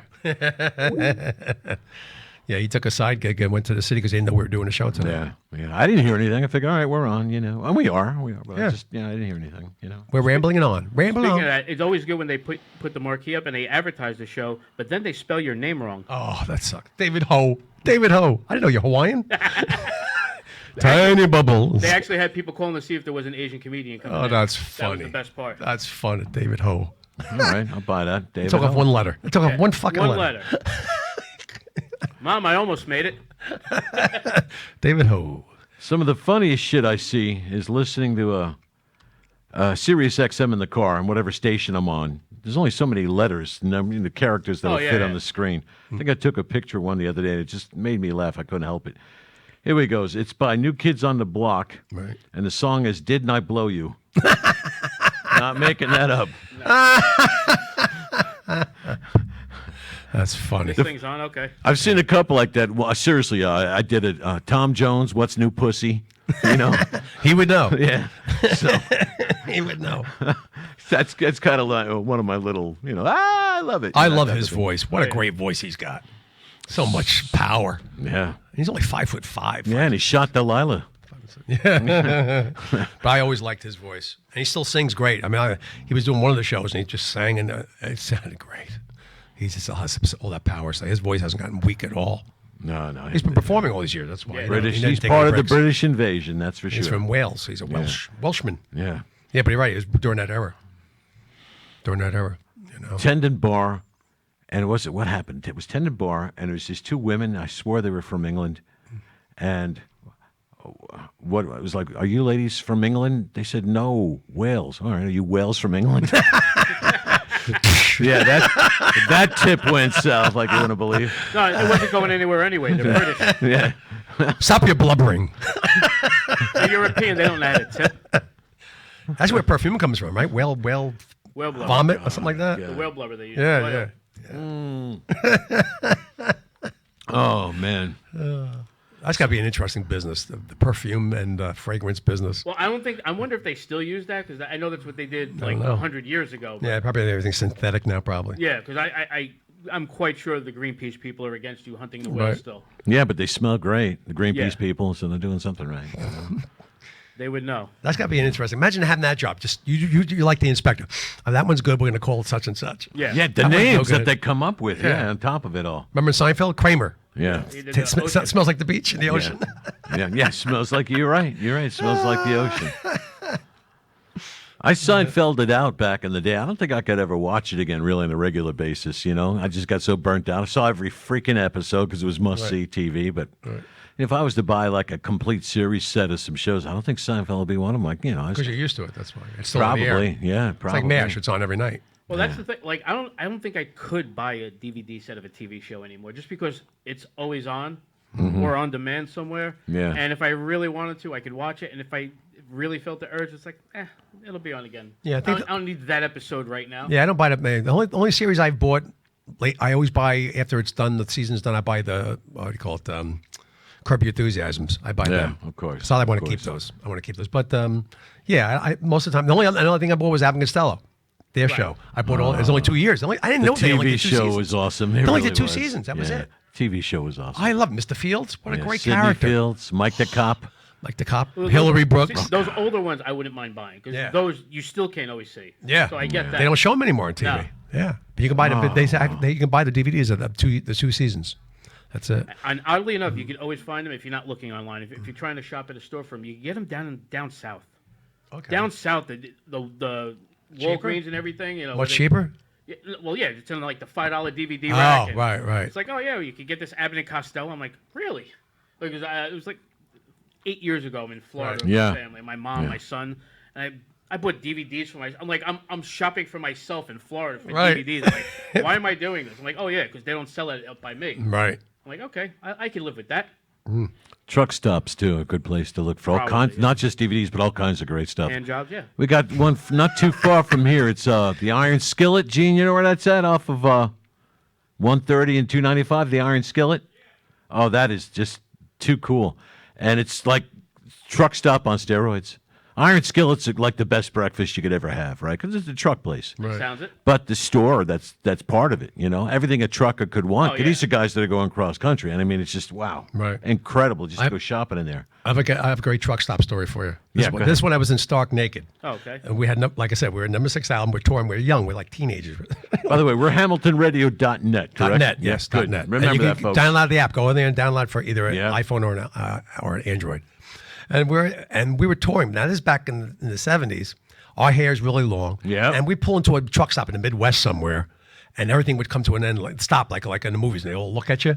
Well, one time we're doing that, and all the time we're eating, people are still looking at us and eating and looking at us. All of a sudden, this bus pulls up. It was the Tubes. Oh, get out. Yeah, And they came up with the red hair and the purple hair and the whole entourage. We were off the hook. We were off guys the are hook. normal. We were like normal. We were like part of the gang now, It was the best. When they came off that bus, because they were so ahead of that new wave stuff. Hey, hippie, what do you think of these freaks? Exactly. Oh, and they had like an entourage of 20 people. So, I mean, they came out, it was like a whole force of people. And we were just sitting there going, oh, my God. Wow, that is too cool. And no one paid attention to us anymore. We were off the hook. Oh, wow. That must have been so cool, too. It was really great. Oh, damn. And that's the time I met Frank Marino when he was with Mahogany Rush. When I used to tour the Midwest, his band would play the Midwest a lot. That's when I met him a long time ago. Yep. And I didn't remember until Steve brought it up, when Steve introduced Frank to us on the show. Now, I know, obviously, you and I have talked off there about your music history, too. There's I guess a classic New Jersey guitarist, anyway, who's about our age, a little bit older. He was with... In his 30s? Yeah, right. But was he with he's Salvation? big in this area. No, it was what was this? Stan the Band. Oh, Stan the Band, yeah. What was that?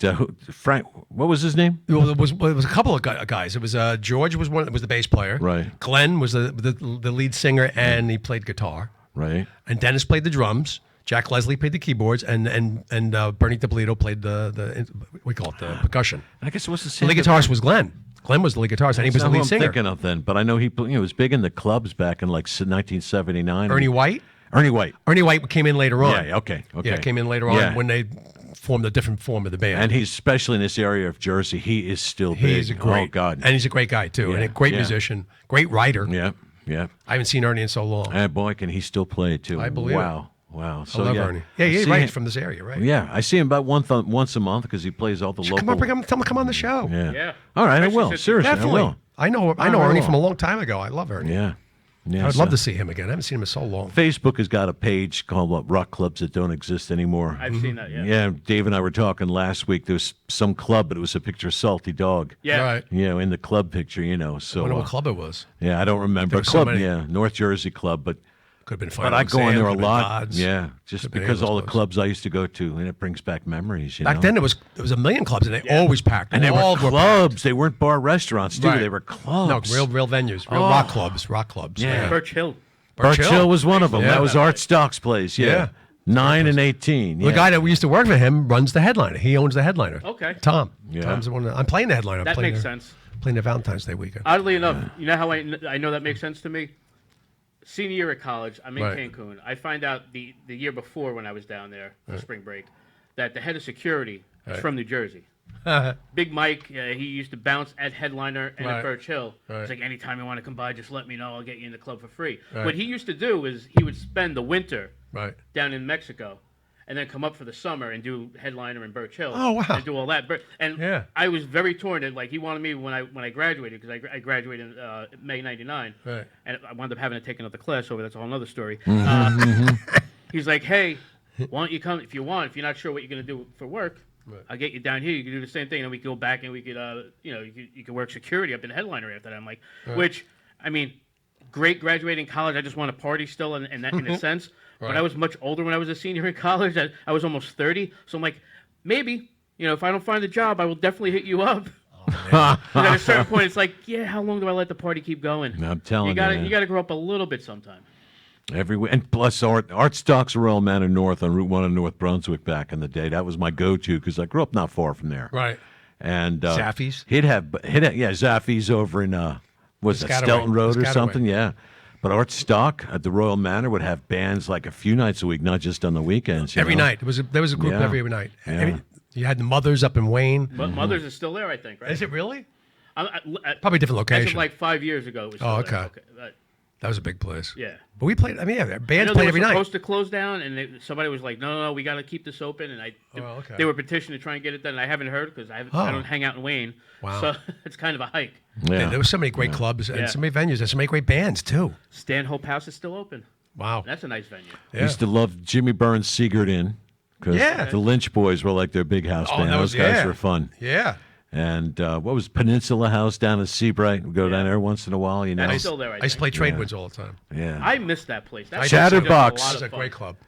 Facebook had a picture of Chatterbox Lounge Which one from was that? Seaside Heights Okay, Boardwalk. yeah. Oh man, Tin Lizzie. yeah. Tin Lizzie's another one over on 27, right? Great place. 37, that's gone. 37, yeah. It moved. Now it's on Hooper. It's behind a 7-Eleven. You wouldn't even know where it is now. It's hard to find. City Gardens here in Trenton. Big. I'm telling you, that documentary is right on the dance floor. It's awesome. It really is about City Gardens and in the punk days. It's awesome. It really is. Asbury Park alone had Yeah. 5 clubs within 2 blocks. You had Mothers, you had the Pony, Julio South, the Alamo, Fast Lane, and this is all within 2 blocks. Yeah.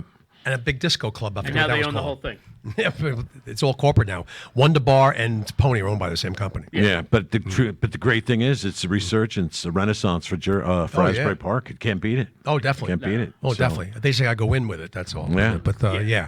Cookman Avenue, that whole Ocean Avenue is nice. Although they've done sure a better is. job with that so far than they've done in Atlantic City in the last 50 years. That's so for Oh, sure. of course, of course. Because Which all that is- money's going in people's pockets. That's why. Yeah, That's the exactly. problem, yeah. It's not going where we're supposed to go. We're supposed to go help elderly and minorities and help the neighborhoods, and they didn't do shit. The money went I right in go their down there pockets. now. I know why. When I play Monopoly, it's so cheap to be on Baltic. So. Because I'm that weirdo that when I go That's by, good. I'm like, let me see what Baltic actually looks like. I'm That's like, good. Holy shit! No wonder nobody. You know what's wants good to- though? If you get arrested, you roll doubles, you get out. Right. Yeah. Roll yeah. doubles, walk over to McDonald's. I'm good. Got one of those cards, the cop with the mustache dragging you away. Oh, that officer, hey. You know what I mean? I wonder if that would actually work in Atlantic City. What they would say. As long as you're not being a total asshole at the time, you know. And you're drunk reasonably driving- sober, Yeah. Yeah. You blew a light, and it's like, I'm sorry, cop. Yeah. You know, I got a chance. All right, you're not I got going a to chance jail. card. Here's your ticket. Yeah. Chance of a lifetime. I won a beauty contest. I got $10.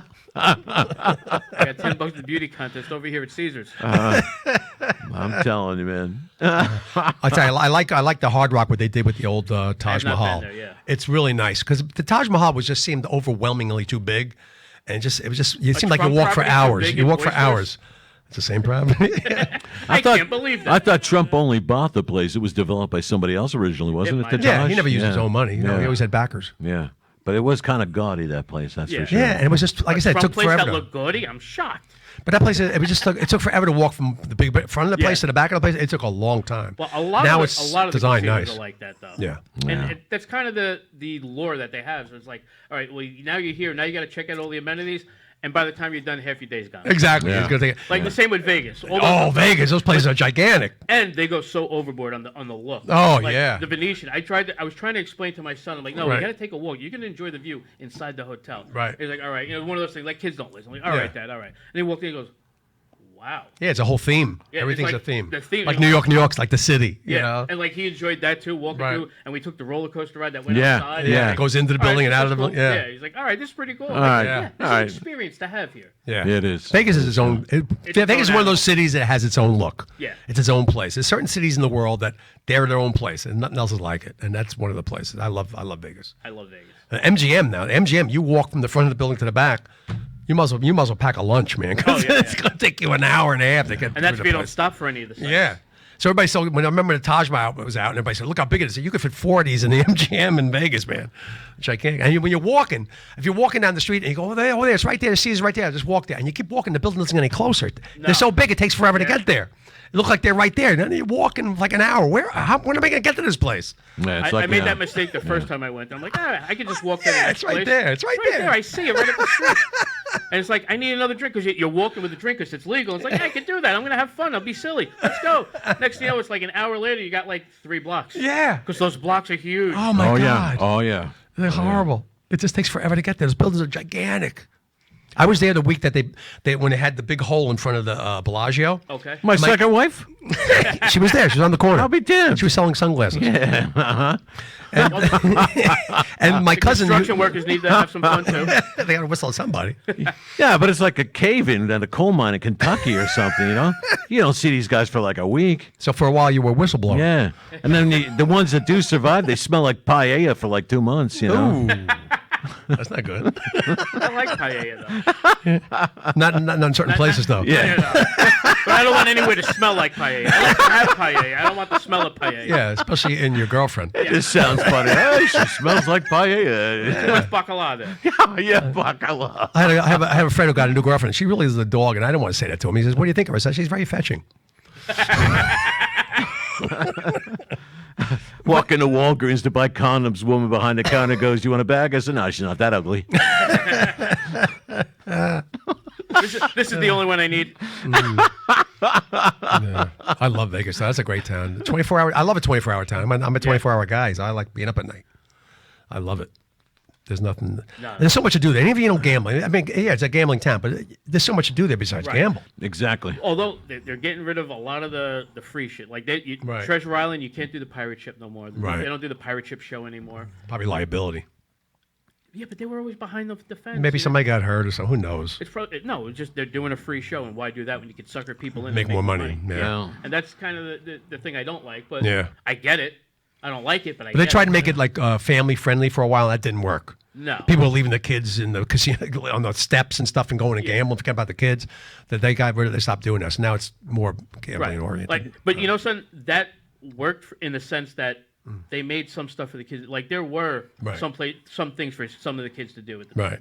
And now there's no matter where you go, whether it's there or Atlantic City. Like Atlantic City never had anything if you wanted to bring your kid down. Not anymore. They did for a while. Tropicana. They used to have the Tivoli Pier. It was all rides and stuff. They did away with that because they make more money with the slot machines. Yeah. So they put more slot machines. Don't they have the kiddie slots? Something for kids? No.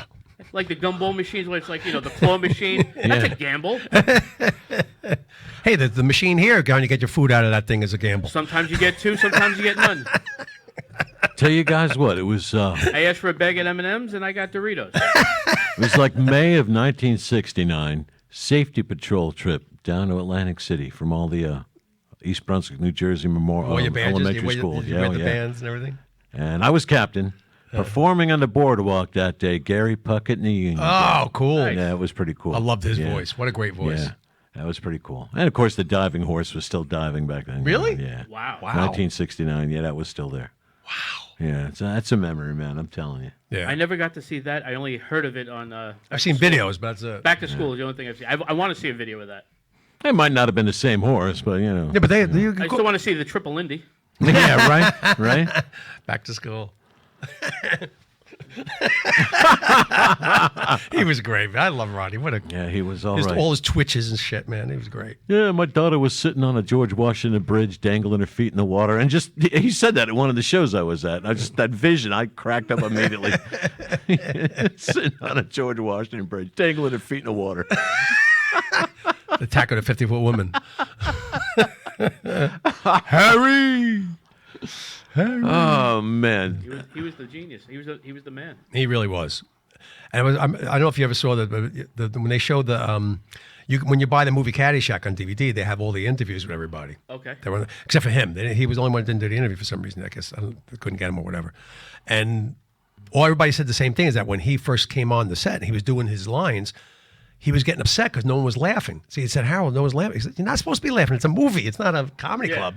And he couldn't get used to that. He was so used to being a comedian. Right. He was waiting for the laughs after he said a line. And they weren't getting laughs. He wasn't supposed to laugh. And they all trying not to. They were all like holding it in. That actually explains some of the awkward pauses he has in the movie. That makes it funnier now, I think. Yeah. He was waiting for the laugh. John Witherspoon just passed, too. Yeah. And I was watching a video from the funeral today. Shawn Wayans was doing the eulogy. Oh, okay. And I was watching that. Right. And he was talking about all the lines he heard growing up watching. I mean, like, he remembers being a kid on Robert Townsend's movie Hollywood Shuffle. Yeah. Which I loved that movie when I was Yeah, it's a great movie. And Made with credit cards. Yeah. And he was just talking about, like, I remember the first time ever meeting him. It was on the set of the Hollywood Shuffle, and he was there yelling about hoe cakes because hoes got to eat too. He's like, that line stuck with me so long. He's like, I went up to Marlon. I said, Marlon, we ever have a show? He's playing our dad on the show. No, that's And great. They went to they filmed their pilot for the show on NBC. Right. And NBC wanted to pick them up, but they wanted to reshoot and have Danny Glover be the dad. And they said, well, we're keeping him, so either that or we'll take the pilot somewhere else. Good for them. That's how they went Good up for on them. CW. And Good it for worked. them. Good for them. And he's like, and the man taught me the greatest lesson in life. Syndication, damn it, you got to get that good money. Go out to the south of France. That's right. He's right. He was great. He was around a long time. He had Yeah. a long career, Tim Witherspoon. Hearing Very him funny. talk about stories with hanging with Richard Pryor. Richard Pryor, he said Richard Pryor told him he was too funny to open for him. I Which believe I that. believe. I believe that. It Yeah. was he did have because he did it the one time at I think it was Laugh Factory, and he actually has a picture on his Instagram of the Right. marquee showing Richard Pryor featuring John Witherspoon, Oh, that's which is funny. so cool. That is cool. Yeah. I would love to have been there around that time. Yeah, Pryor was my legend, man. He really Oh, was. Yeah, he was the one. He Yeah, had, I loved he was him. him. I He loved was him. Carlin. Who? Him and Carlin. Him and Colin. I think those two. I think One, are one the A. high. It doesn't yeah. matter which order you put. Yeah, they're the tops as You're- far as you're pure not stand up. Those guys are up there, no doubt about it. They both changed the game though in different ways. Yeah. Like the pure storytelling that Pryor brought to it, and the realness that was like such a harsh. And the language he Harsh and used, fun. most people can't use it, but to him, it was the no natural way of talking, so it seemed natural. It wasn't like he was just saying it for the sake of saying it. But see, that's the thing. Yeah. He would say words that most people don't say, Right. but not for the sake of saying them. Right. It's just the said way he it talked. Exactly. It's the way he talked. And, And it worked. And you see some people try to mimic that. No, it's, like, it's not the you're same. Just saying, It just comes off dirty. You're just saying the F word and the N word. Yeah. It's just silly. And Carlin brought the combination of the cerebral and the animated And the silliness. Yeah, he brought it all Brought it to a together. whole new level. Yeah, he was incredible, and every word, every sentence was crafted so well. I mean, They had so smart. one of those DVD things you could buy, the 10 disc things. Right. It has all of his HBO specials and everything else. Right. They were showing some clips on there. I was watching the commercial for the infomercial. Him from like the 50s, I think. oh, he played Hippy Dippy Mailman. Yeah, all that stuff. I'm like, Weatherman, yeah. I've only heard of this stuff. It would kind of be cool. That might be a DVD set I might get. Yeah. Probably not, but I would like to, at Yeah, least he was watch it. great. I remember him being a little kid, and I remember watching him on Shindig. Remember the show Shindig? Yeah, It's a music that show. Like Yeah. had bands and stuff. During the English invasion, and he was one of the guests once in a while. He'd come on and do his little hippy dippy. He was the hippy dippy Hippy Dippy Weatherman. Yeah, man. Yeah. He was like a Tommy Chong guy. Yeah. That's what he was. Hippy Dippy Weatherman, My clean parents cut. loved him, and they introduced me to him. Right. Because that was basically at the time with the whole this word you can't say on TV. Right. So it was like, you got to stand up, and that was my parents, my hippie parents, like, you got to stand up for your rights. You can't just let the government walk all over you. I'm like, okay. Yeah. I'm like 5, so I really shouldn't be worrying about fighting the man, but it was kind of cool to Yeah. be involved with my parents and have a laugh at the same time. Yeah. Which he was able to do. No, he was brilliant. And Yeah. he was exposing a lot of stuff at the end there. I still say to this day, I think they knocked him off. And they gave him a heart attack, but no one questioned it because he had 6 of them before. So, I mean, Yeah. it wasn't that questionable that he had a heart attack and died. But he was exposing a lot of stuff at the Oh end. yeah, it's great because everybody, Yeah. even the crazier conspiracy people that are way out there, they say the same things. Yeah. That it's like, he's been doing this. They had to do it. You know what I like about conspiracies? Some of them boggle me because no matter what side of the spectrum you fall on, when they start making sense and they say the same thing, you really got to triple check everything. Oh, they're talking yeah. about. Oh, yeah. It's like I'm like, oh, they did what? You got to remember when the term came out. The term conspiracy theory came out right after the Kennedy assassination. Kennedy, yeah. And they put that word in there purposely. Now, when they say something, everybody thinks it's whacked out. Oh, yeah. So no one even questions it anymore. They just think, oh, that's a crazy theory. That's crazy. But there's so many facts that are not conspiracy theories, conspiracy no. facts that Right. prove that this stuff we've been lied to about so much shit. It's amazing. Yeah. It's all come out eventually. The truth always comes out. Go for Tompkins? That never happened. What do you mean? That was on the news. It had to have happened. Yeah, exactly. That's not a conspiracy. Zapruder film many years ago was released. Oh, yeah. And I did see it the one time. And when you see Jackie Kennedy crawling on the back of the car Yeah. to get a piece of his head. Piss bread. Yeah. Yeah. Oh my God, that's heavy. And they proved now. They've also proved that part of that film was taken out. The car didn't just slow down; it actually stopped, waited for the last shot, then took off. But on the Zapruder film, it looks like it just slowed down, then took off. It's not true. They took out the piece where it actually stopped. Yeah. They waited for the last shot. The last shot didn't come from the grassy knoll; it came from the Sewer. sewer drain. Yeah. That's where the last shot came from. It'll all come out eventually. That's one of those things. When's that 75-year date that they're supposed to release everything? Or is that going to wind up going? Everybody forgot about it. It's already kind of been released already, little by little. It's been releasing with the JFK files. They have been releasing it. Once again, that's one of those things my parents instilled in me. Yeah. That 75 years after the death, they said they're going to release all the information. So we're not going to be alive, but you're going to be alive. You better make sure they let it out. I'm like, okay. They're going to let it out. Once again, I'm like 7 at the time, so I Right. really shouldn't have to remember this. Right. But they drilled it into me all the time. Don't Yeah. worry, you better make sure you watch out for this. I'm like, okay, I'll watch out for it. Yeah, it's going to come out soon.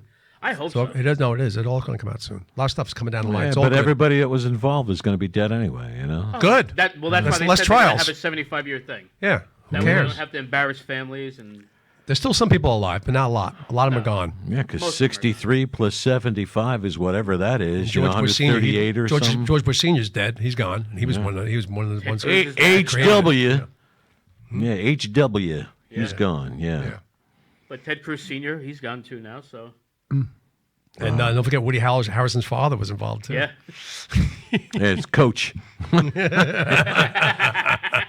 Ernie Pantuzzo. That was a great character. It really was. I used to like the Norman stuff. So you ever see the clips that just have Normisms, just Norman walking in? How's it going, Norman? And he has an answer. Yeah. There's a whole thing on YouTube, just all his answers. It's just I hysterical. have to check that out. It's hysterical. It's hysterical. Yeah.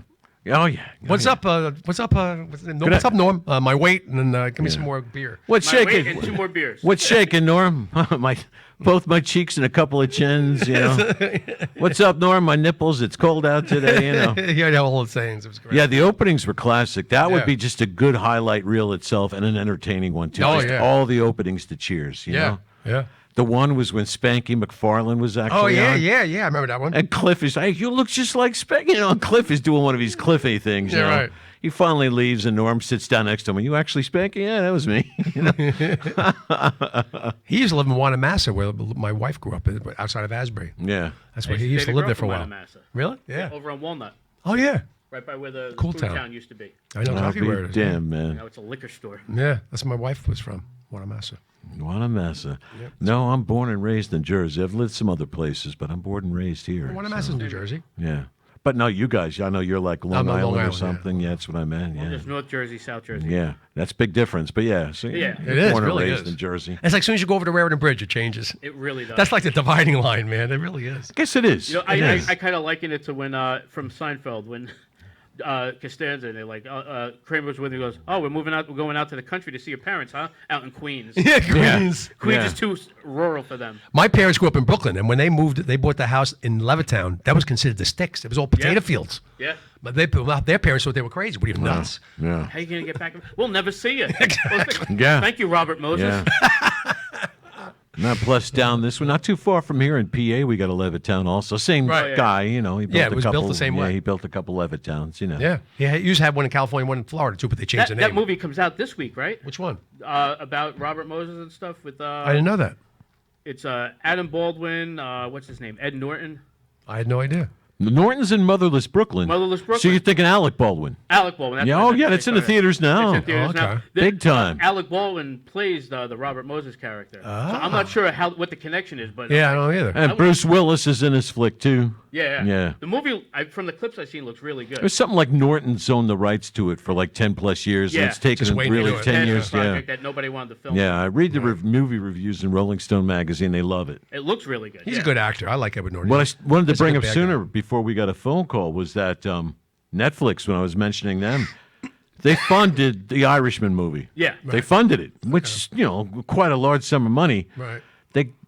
They couldn't come to an agreement with any of the theater chains Right. to put it in Really? theater. So it's only going to be That in, cast? it's only going to be in the independent type of theaters. Only because they wanted to take it out right away. They only wanted to do a limited run. Yeah, Oh, okay. and then goes right to Netflix. But Right. yeah, none of the chains. They would. Wow. Yeah, so it's in a limited independent I think theaters. it's you know. already on Netflix now. So I think it was like a one-week Could thing. be. I don't know. Could be. I know it's playing in the Greenwich Village Theater that I've been past numerous times. Which one? Next. If you were going, you know where the Greenwich Village Comedy Club is at? A Yeah. few blocks from there, and it's guess that maybe on that's Bleecker? I mean, on Houston? no, it might be like 8th Avenue or 6th Avenue or something. You know, Oh, it's on the probably more Willis like 8th. By the Playhouse? No, it's probably by 6th, yeah. And it's got the old style marquee in front of it and everything, and it's Okay. right across the street. There's obviously a subway entrance, and next to that is a basketball court where you could see all the local guys shooting hoops. Okay, in I know what yeah, you're talking about now. Yeah. So that's there West Fourth. right now. It's there right now. And then next week, Center City's got it in independent theater. But Yeah. I don't want to watch it on TV. You know what I mean? So I'm gonna have to hustle my ass to get to see it because it's just so over the top. And things don't stay in the movies that long anymore. Yeah. They're No, in and as out. it is, but never mind. They want to pull it out right away. Exactly. It's going to be gone. Right, fast. I mean, you got Pacino, De Niro, and Pesci right there with Scorsese. Yeah. You can't go wrong. No. And plus, so many people that we know, comedians locally that we know, like Jeffrey Paul's in it. Oh, really? Yeah, there's a whole cool. bunch of people locally that are in it. Oh, that's cool. So I like and that. it's weird that they're not showing it mass because, especially in this area, you would think you Yeah. get some independent one somewhere. Yeah. Actually, I was thinking about that, but not in this No, immediate there's- area. now that you said it, there's no independence around. Well, one, Princeton Garden on Nassau Street, but they're not going to be showing it. I doubt it. But that is the only independent I can think of in this general area.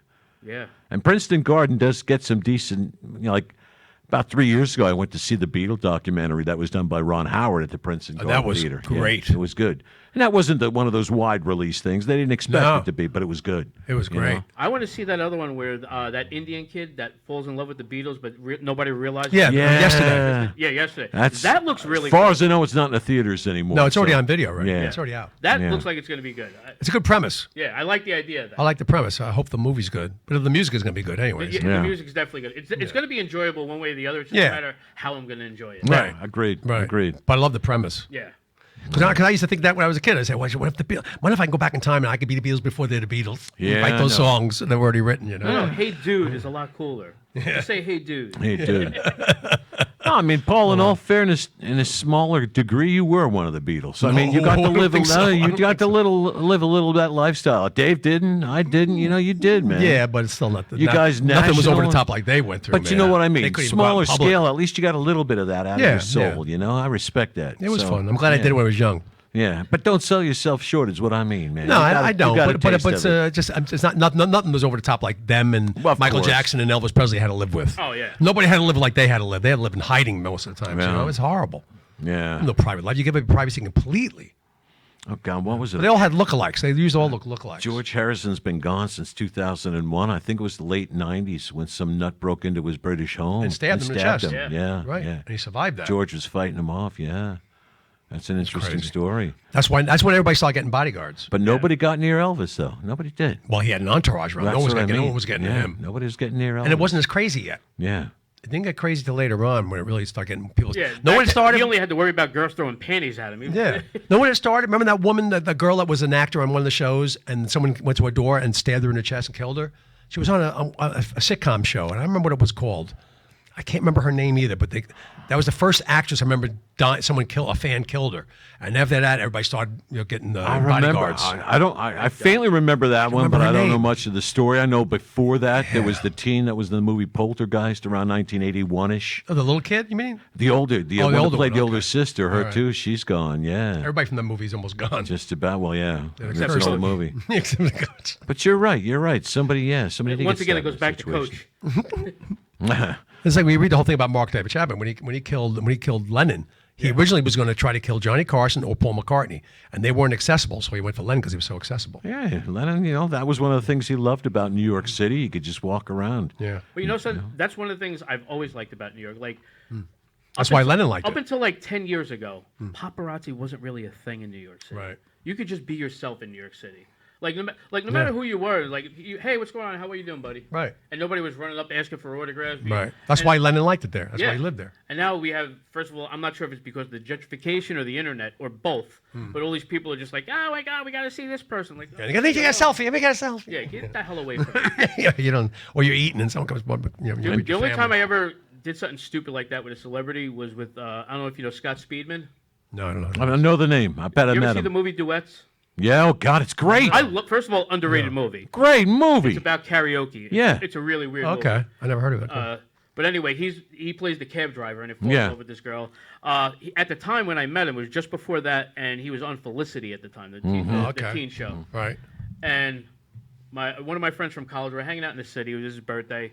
We're hanging out. He goes, dude, that's Scott Speedman over there. I'm like, who the hell's Scott Speedman?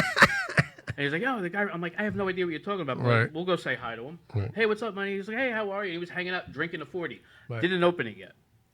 And we started bullshit with him. Yeah, it was nice to meet you, everything. I'm like, why aren't you drinking that? This is New York. You should be drinking your beer.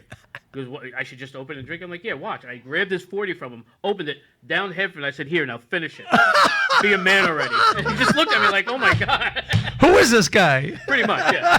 What's wrong with these people in New York? Where's my protection? Yeah. And if I ever run into him, I'm going to say that to see if he remembers me. But how? Besides I got a feeling he'll remember that. that he'll remember. I think so. I think that's a memory you have. But like most people, like walking around New York, like you said, it's easy access. People are just relaxed there. Yeah, they're not going Which to bother seems you. weird because you would think L.A. they'd be more relaxed, but no, it's all about it's very fame driven in L.A. Yeah. People don't realize the difference between that. But Now that gap isn't as big as it used to. Yeah, but in L.A. too, no matter where you go, there's a famous person in that building. Right, No matter where you go, they're somewhere. They're everywhere, and you just get used to it. You get used to it. The only time I ever got tongue tied was when I met James Cagney. I was like humming. I was like Ralph Cramden, humming. I was like, He's one of my favorite actors. Oh, to meet a legend like that. That's the only time I was ever tongue tied, meeting someone famous. I believe And it. that was like, that was the first night after Top of the world, retirement. Ma. Yeah, top of the like- White Heat. That was one of my favorite lines. I as a love kid. that movie. It's a great movie. Because I'm getting those headaches.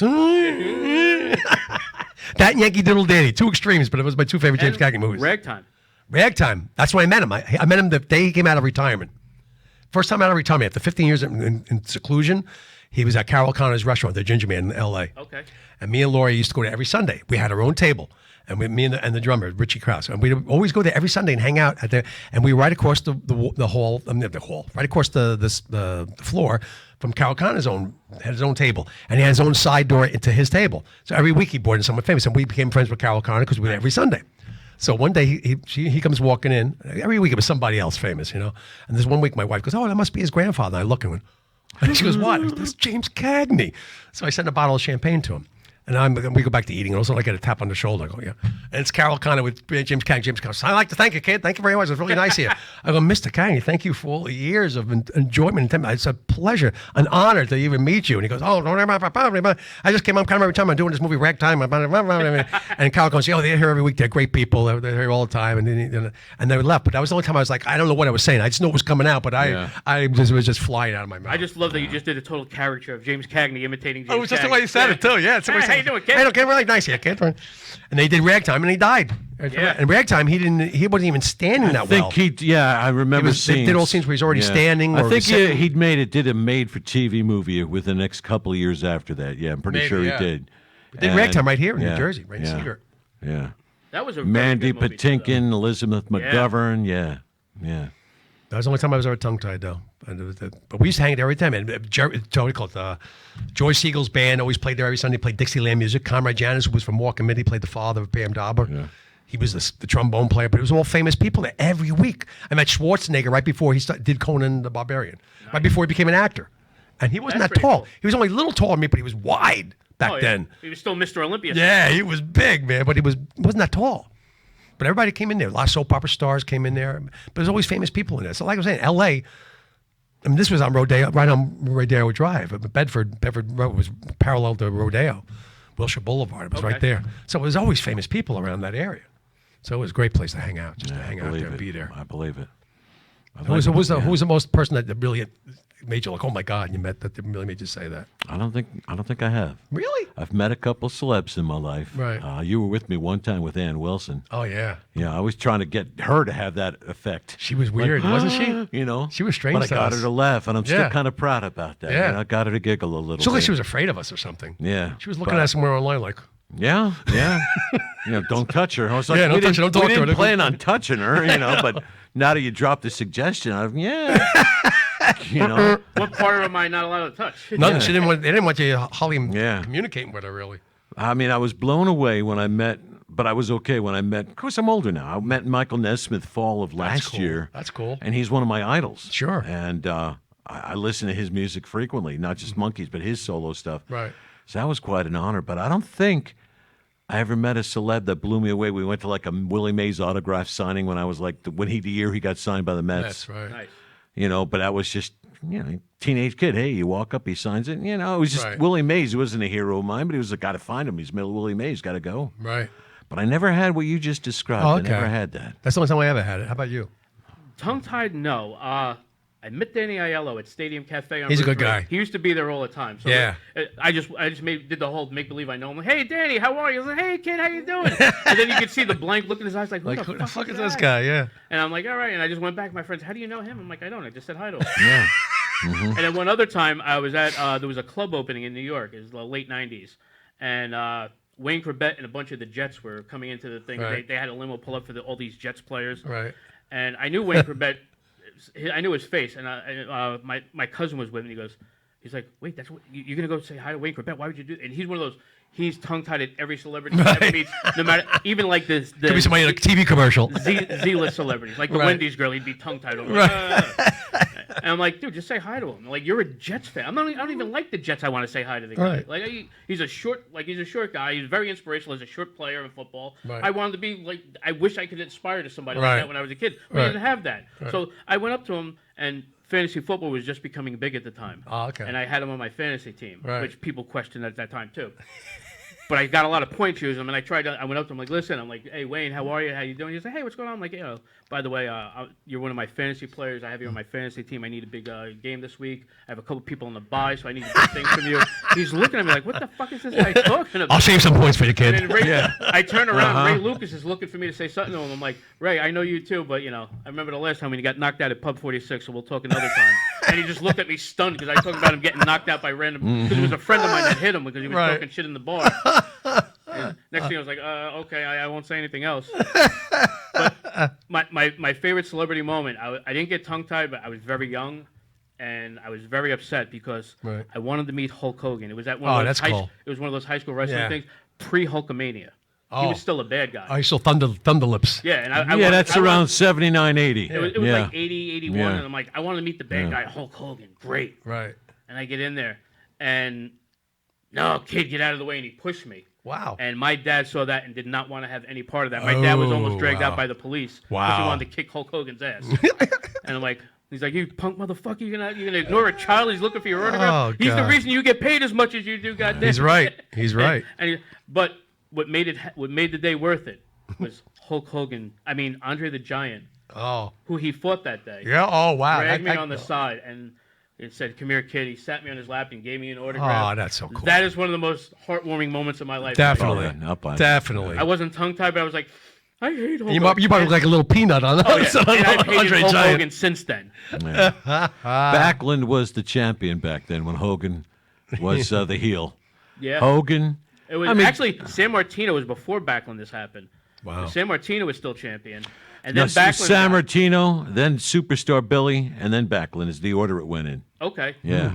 So, it might have been Billy. I don't know. yeah, they wouldn't Superstar have Billy. wouldn't have brought in a big heel unless it was right at the end of preparing for the next go round, right at the end of Superstars. That's believe me, I know the business. I'm not proud of it, but I do. And but yeah, okay, I'll buy that then. I think Blassie might have been his manager too. Yes. Blassie. And he had one of the weird hats back then. Because they didn't think Hogan was strong on the mic yet. So Yeah. that's who they would give the managers to and do all the Right. talking. Right. Hogan, and God, I can still see it. I was so hooked on wrestling back in those days. But Yeah, me too. I love it. mushroom cloud. Instead of shaving his chest, he had it shaved in the shape of a mushroom Oh, cloud. that's funny. Generally, the Wow. guy, back then, would shave all that, chest hair right. off, back hair, But Except yeah. George. yeah, George the Animal. And Steel. I'll tell you what, He was a man. Rhodes Still Scholar, needs by the to way. shave. He was Yeah. a Rhodes Scholar. College professor. At Princeton. He was actually did serious acting roles in French movies. I mean, so he was intelligent. Yeah. It's a great character he yeah. played, though. George the Animal. Chewing on the turnbuckle. Oh God, yeah. The other thing I enjoy, I like watching wrestling, but every now and then I would get to watch it if I stay with my grandmother because she Right. loved wrestling. Oh, yeah. But the thing she loved most was the midget wrestling. Oh, that's And they used funny. to have that all the time back They used to then. have that, yeah. Yeah. Every now and then you'd have Andre the Giant and 6 midgets attack him. That's a The funny big visual. names were like That's a funny visual. Sky Low Low was the big midget name around I don't remember in the any of those 70s. names. Sky Low Low. They weren't big enough for me. Yeah, he was a heel, bald head and a weird shaped head, But yeah, he was a big heel. Sky Low Low might have been Jamaica Kid was one of those too. Oh God, I was glued to it. Yeah, I used to watch it all the time. And I before loved it. before cable, we're talking like 1970-ish, for a year or two, New York dropped it, which was, I think it was on Channel 5, NEW back then. Probably. But if you go to UHF, Okay. you could pick up New Jersey Spanish station what was it? WXTV, Canal 41 desde Patterson, New Jersey. And UHF channels had some of the best stuff on. we it. used to get wrestling from LA's Olympic Auditorium. So it was a whole Nice. different series of wrestlers that nobody. Right. No. Oh God, it was great. Yeah. You only read about in the magazines. Yeah, and I did have magazines too, but yeah. See, in New York, we used to watch wrestling. It came on right before Chiller Theater Yeah. on Channel 11 in New York. That's where we used to watch it on I WPI. tell you something, Dave. Zachary. God I rest his love soul. Zachary. When He he was great. Chiller Theater. I mean, they were those old, scary flicks when you were a kid. They were real. Right.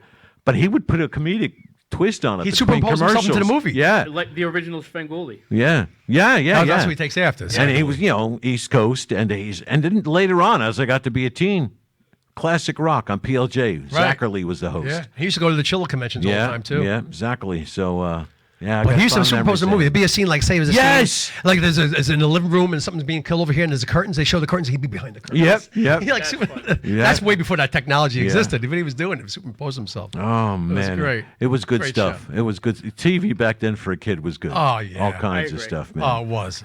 we Everything- had yeah. Chuck McCann. God rest. Let's have his soul. fun. Yeah. The stuff he did on Sunday mornings, man. Oh, Chuck McCann. I used to love that Sonny show. Fox was another one, and Yeah. Sandy Becker was Sandy my favorite Becker. though. Sandy Becker had, and he was a New York station before Yeah. cable. Yeah. He had all these twisted type of puppet characters he would come out with.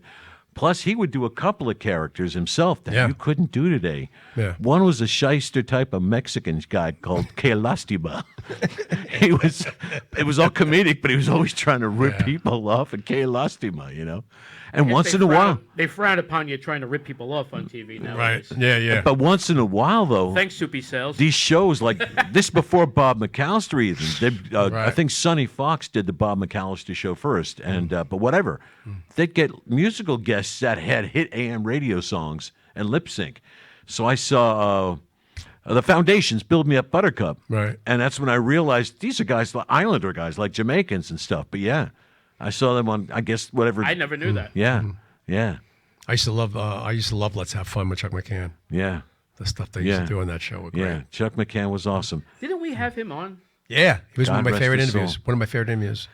I got news for you. He did a movie around 68, 69. Yeah. I can't believe he wasn't nominated for the Academy Yeah. Award. He played a deaf mute. Oh, the movie was The Heart is a Lonely Hunter, That's starring it.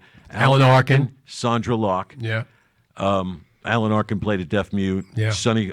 Chuck McCann did too. And he was obviously a small Sad character. movie. Really sad movie. Oh God, it was awesome. And though. he did a great role. And just like another one that could have been nominated, Jackie Gleason did a similar Gigo. movie. Gigo. Gigo, yeah. But he was the starter movie, played a deaf mute Yeah, through the deaf whole mute, movie. yeah. And he nailed it. Always wore the army coat He nailed it. And how he wasn't Yeah. getting an Academy Award because for they didn't that. take comedians seriously, even though they played a serious That's part it. back Yeah. then. Oh Back then. God, it was awesome.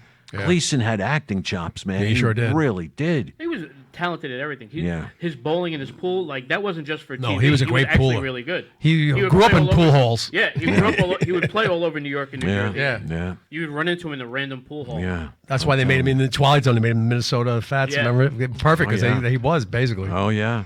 Yeah. He was a great That is a pool great player. episode. That is a great episode. And now he's going to play forever. Jack Klugman. Yeah. It's all right. Klugman was good too. Yeah. Somebody put on Facebook today. It's a clip from when Fonzie kicked the hell out of Tom Hanks in a Happy Days episode. From Oh, yeah. too. The Kung Fu guy. Yeah. Oh, wow. I didn't even remember it. I know most of that stuff. I'm like, I'll be damned. I remember Tom Hanks as a stoner on Taxi. Yeah. Jim. It's a flashback episode Yeah. how Jim became the way he Reverend is. Jim's roommate. Eating drugs, eating brownies. Yeah. Jim took one taste and suddenly and the hair just kind of flew out. I He was like, became that yeah, character. immediately. And they went from back to one normal. taste. They left. Yeah, from one taste. And then before he leaves, goes there, he grabs another brownie Yeah. and walks out the door. Yeah. Well, that was the theory at the time. Yeah, it was great. Yeah. It was great. And Tom Hanks, right, with the lava lamp. Yeah. And he's high. He puts has that lamp and goes, oh, and he puts it down and walks out. Goes, like a delayed reaction. Yeah. Yeah. I must have seen that because I used to watch that all the time and on the reruns as a kid, but I don't remember it. The episode with Tom Hanks on Yeah. Taxi. It was a long time ago. But Just put in the gonna have YouTube. to- Put I'm in gonna have to check that out. Jim's college days or something like that. Yeah, Reverend Because Jim. he was in college at the time. Yeah, Christopher Lloyd was all It's right. a flashback That- episode. It's great. like about 2 years ago, I was watching on MeTV Happy Days episode. Yeah. And it was the strangest one because Fonzie's new girlfriend was a stripper, and Howard knew her.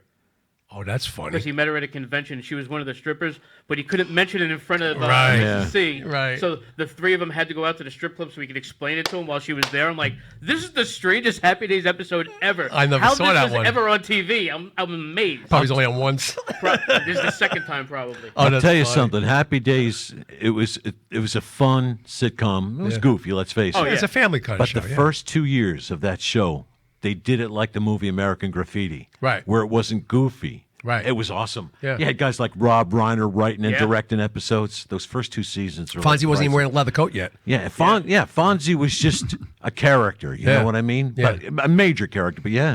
And then the show got goofy. It was still great. But it was those Chuck. first 2 seasons. It's a good family show. That's Chuck what it was in the first couple of seasons. Yeah. Chuck They never Cunningham. explained him off either. Yeah. They really never explained it. Just Yeah. it was gone. Yeah. Did I think I was reading somewhere that one of the later episodes, like when after Joni and Chachi had already started, or right when it was starting, they introduced Chuck, or maybe it was a reunion show that was on afterwards. Could have been. Maybe. I'm like, really? I'm like, I don't know. I Could don't have remember that, so it doesn't count. Yeah, he was only on for like one season, right? Yeah, probably. Yeah. Yeah. Probably. If that, probably not that many episodes either. Yeah. Only time he showed me is bouncing a basketball somewhere. That's about it. Yeah. I guess he went off to college. I don't know what happened. No one ever talked about him ever again. Yeah, he was right. Varsity around for the jacket. holidays. He was always wearing the varsity jacket and with the basketball under his Yeah. arm, walking around the house with it. Yep, Chuck. Never even brought him back for the holidays. He was Yeah. never even there for the holidays. No one even talked about him. Now, who was up a couple of weeks ago on the show? Somebody brought up Donnie Most. He's like an accomplished singer or something. Oh, always has been, yeah. That I didn't know that. Blew me Yeah. away. Big band stuff, like big Yeah. orchestra stuff. Yeah, and I looked it up on the internet. I said, I'll be damned. Yeah, he's a good you singer. know? Yeah. Ralph made that mouth do something. He's a good singer, man. I saw when I worked at the drive-in, the summer Jaws came out, so that's 75. It was an indoor-outdoor in East Brunswick on 18, Turnpike Theater. And Where so was I, that at? East Brunswick. I mean, where in reference to now? It's gone. No, I know that. I'm just Yeah. saying, like, Probably off of 18 somewhere, right? Yeah, if you got off, go Turnpike South, take exit 9, which puts you in East Brunswick, and then drive maybe 3 or 4 miles, which takes you an hour on 18. But yeah, it was on the right side, right by where Two Guys used to be. Oh, okay. okay, Used I to think be I know Two the Guys. plaza. Yeah, I know. Right off where Cranberry Road is. It's all big. Yeah, it's all, no, further north of that. It's a bunch of But, shopping yeah, centers there yeah. now. and condos and stuff. I'm just but- trying to figure it out for my own reference. I'm like, 'cause, like yeah. I'm still new to the area. I'm like, that happened here? It's Yeah. when you start getting into where it really starts getting like, like it's not, you're out of the suburbs. You're into like where it's more crowded. Yeah, It's right in that area. But I brought this up because one of the movies we had, and I worked there probably about 9 months. One of the movies we had was something like, was Big Bad Mama, starring oh yeah, who was in that? Cloris Leachman, Ralph Mal. Donnie Most Yeah. was in it. So that's I remember. I I got didn't to remember see who was him in in a it. movie. Yeah. And it was a co-feature. It was Crazy Mama and Big Bad Mama. Crazy Mama was Angie Dickinson, All right. Tom Skerritt, love Angie and Dickinson. Southern. I used to love Angie Dickinson. But yeah, And Southern, you said? Yeah. Wow. Yeah. But yeah, Crazy Mama was a double feature. Yeah, Cloris Leachman, Ralph Malph. That's funny. I don't remember anybody else was One in of it. them brought double features. Yeah, right. Yeah, right.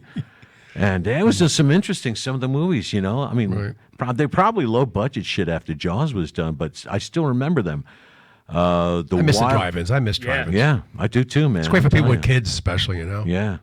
We did a one weekend when the weather was still decent, was a 20, all night long movie festival or something outdoors, Well, why not? I got no girlfriend. I volunteered to work. It sounds like money, Yeah, we had people come out and spend the night at the drive-in watching movies, man. I love kinda it. cool. Yeah, that was kind of cool, You know what else I miss? Speaking of that, as a movie experience, Rocky Horror Picture Show. Went once, State Theater, New Brunswick. Experience. After it was porn, it became some kind of a regular theater again, same building. Right. And it was around 1978. Went there once. It was fun to see I people did it do a couple that. times in the city at the 8th Street Playhouse Right. or 9th Street Playhouse. And it was like actually kind of cool to be where they actually did a lot of the scenes. Yeah. And where they at the time were still throwing shit and yet everybody was Yes. interactive. That's That what was made it kinda fun cool. for me, yeah. Right. And I was like, I want to be able to take my son to one of them, but there's like very few places that even have that anymore. So it's like an interactive movie, man. Yeah. You're involved. And I'd go, like, around age 19, me and a buddy would go to see, like, some of the midnight shows, like, at the indoor theaters. And you'd see, like, Night of the Living Dead and, like, Yeah. Magical Mystery Tour, Right. the Beatles, which is cool, though. Yeah. And one one was actually like a half hour's worth of Abbott and Costello outtakes, Right. Which was hysterical. Yeah. It was hysterical, man. So yeah, I don't see much of that stuff Yeah, anymore. we used to have like you said, midnight stuff. Like Yeah. they did like a festival, just Marx Brothers movies one night, yeah. or stuff like that. Chill it stuff like that. I love that. I miss that. Yeah. I miss that stuff. They don't do that kind of stuff anymore. Then they wonder why kids are out on the street not doing stuff. Well, Right. give them something to do. Yeah, give them something to do. Give them something to do. That's Stop constructive being or cheap. fun. You're not making your money on the film anyway, so you might Make, as well make sell it on the concessions, refreshments, stay there. exactly. Yeah, That's you're where you right. make Killing it. us on the too. refreshments as it is. You might as well keep them there longer. Yeah. Well, one of the parks I walk in, because I do walk daily, I try to anyway, and most of the time I do, but one of the parks is a local community park here. And on Wednesdays, it's got something to do with Pokemon or something. People walk around the Oh, park. following it. Yeah. Yeah. Trying to catch their Pokemon. I yeah. guess, and I'm like, and the park gets filled with people doing this of all Right. ages. It's nuts. But it's like, all right, it's good that they're kind of walking, but they're just wandering and they're looking at phones at the whole They're time. gonna walk right into a car or something. It could. Well, they're in yeah. the park, so they should be good, but they'll just walk into each other. Yeah, but yeah, I've noticed this over the last few months. Wednesdays, it's packed with these people. The one thing they have like that I kind of like is geocaching. Mm-hmm. What's that? Where now sometimes they usually have it where it's set up. Where Right. somebody will put out a whole bunch of prizes that want to join this geocaching party. Right.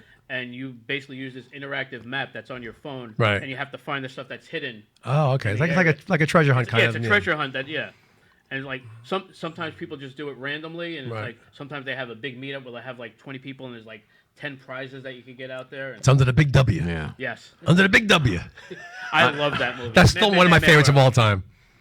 I'll One of tell my you. favorites of all time. I mean, I carry my phone. It's my life. It's the only phone I have. All my contacts, my email, whatever. It's with me, but I get it. But I just check it every once in a while. Just tap on it, see if anything new comes in. Right. People, I'm rare. people are glued to it, I'm like rare. this. I'm rare. Yeah, people are glued to it, man. It's like, oh my Very god. distracted. They drive like Okay. that. That's Oh, what's God. scary. Yeah. That's what's Yeah. really scary. Yeah. They're driving a weapon and they're not even looking. They're looking down. And I see people just driving, using the phone all the time. And I know we got that law. Maybe it's hard to catch people like that. No, I they just know. don't. They just don't force it enough. Yeah. They should force it Yeah. more Yeah. and make it a heavy fine. So hit people in the wallet, they'll stop doing it. It's a couple $100, I think, though. Make it $500. Yeah, all right. People will It's even stop worse. then. Yeah, yeah. Make it stop then. But that's it. I mean, that's really what I use it for, you know. And it's Yeah. technology. I get it. It's a good technology, I think, Yeah. too. But it's gotten out of hand, man. Yeah, if you let it take over. Yeah, Plus, if you don't gotta have, know how to yeah, put it down. That's the problem. you know, if you don't have the latest Apple model, too, well, then you're like, that's you're crazy. like a blue I collar don't worker. like Then you Apple. know what I mean? Yeah. I mean, I bought a model that was conveniently priced. It's not the latest model. I got a Moto. See, You know what I mean? I bought got it a last 6S. I got a December. 6S. That's what I got. Mine's a Moto 6. Bought it last December. It's perfect. Does everything I want. It's got the apps I Yeah. need. I'm just I get my happy. email. I'm fine. You get the things you need, and that's it. That's all you need. That's it. I'm like contacts and my email. That's and it. because it was a couple revisions behind, you know, model wise, it was a lot cheaper. It was like Right. $200 range, we'll say. Yeah, Right. Yeah. That's good enough. I don't need one that cooks and Yeah. opens the door and everything. Plus, I mean, obviously, you can download an app, and if you need to for GPS, which is great. I don't know how I used to get around in Jersey back then. 19 years old. Hey, we're going to go see Peter Frampton at the Capitol Theater in Passaic. Coming from Middlesex County, I don't know how the hell I found that place. Seriously, I must have called the box office Got directions. and got directions from them. Yeah. But we would always find the places. I only use GPS if I'm lost. Otherwise, I don't use it. Yeah, I most call of up the the place. time I I call don't. up somebody at the place I'm playing at. Ask them for directions. Especially you, all the traveling you do. Yeah, that's- interstate. I use Waze mostly not for the. That's the directions, one I use. For the Waze. traffic. for the traffic. just to It's figure good out for where- that. It is good That's for what- that. It's good for that alone. Yeah.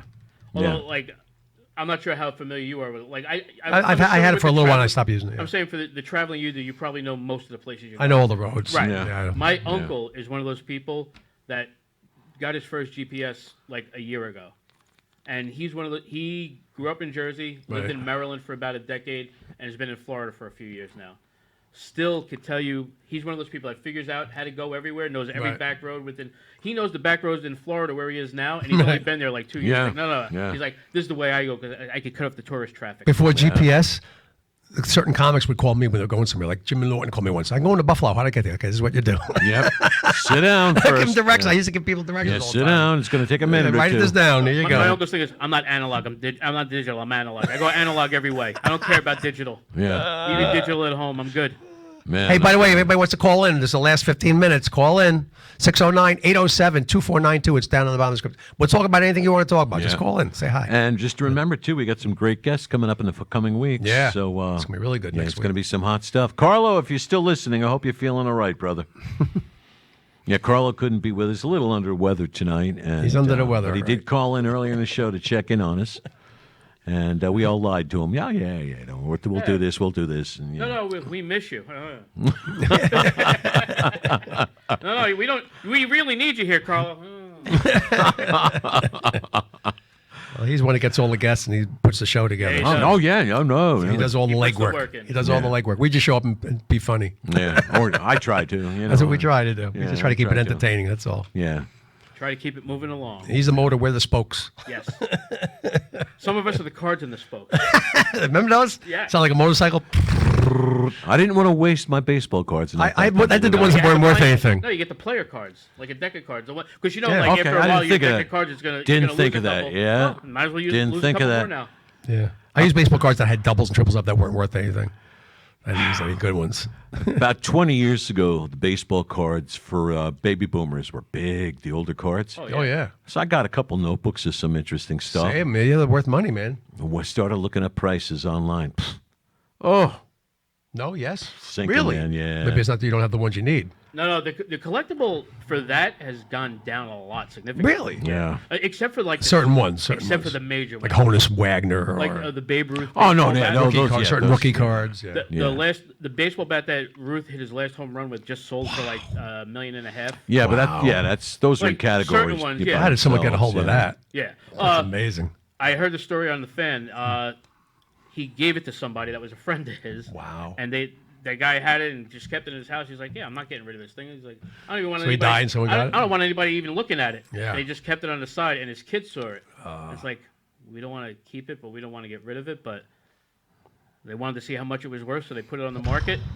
And the bidding war just started. Oh, Yeah. my God. But speaking of that, though, do you remember in the '90s? Speaking of the big rush on that, do you remember Don West selling Don the West. baseball cards at night? I do remember The that name. infomercial. I do remember that yes, name. yes, Need yes. dialing, call on in, people. Yeah, I remember that name. You That's know? right. I don't know the name, but I remember the commercials. That guy was out of his mind, and I loved it.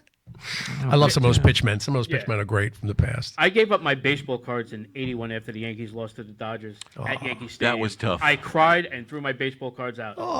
I gave mine to my was nephew. tough. Put him through college. No, I'm like, no, I'm done. Boom. I don't even care how much they're going to be worth. You all stink Yeah. to me now. I didn't think they were worth I anything. hated the world at that time. Lemon, Game 6, the final game, and Lemon yanked Tommy John, who was pitching pretty good up to that point, middle of the game.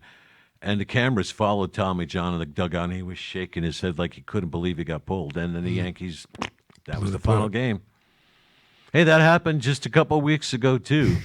When there should have been Game 2, they should have won, or They whatever. gave- that was the game. That was the Where series there were right there. pitcher relief pitchers the whole game. Yeah. He brings in, takes out the star, or whoever was pitching great up to that point, Tanaka. puts in a relief pitcher first. Ottavino. Ottavino. First All pitch.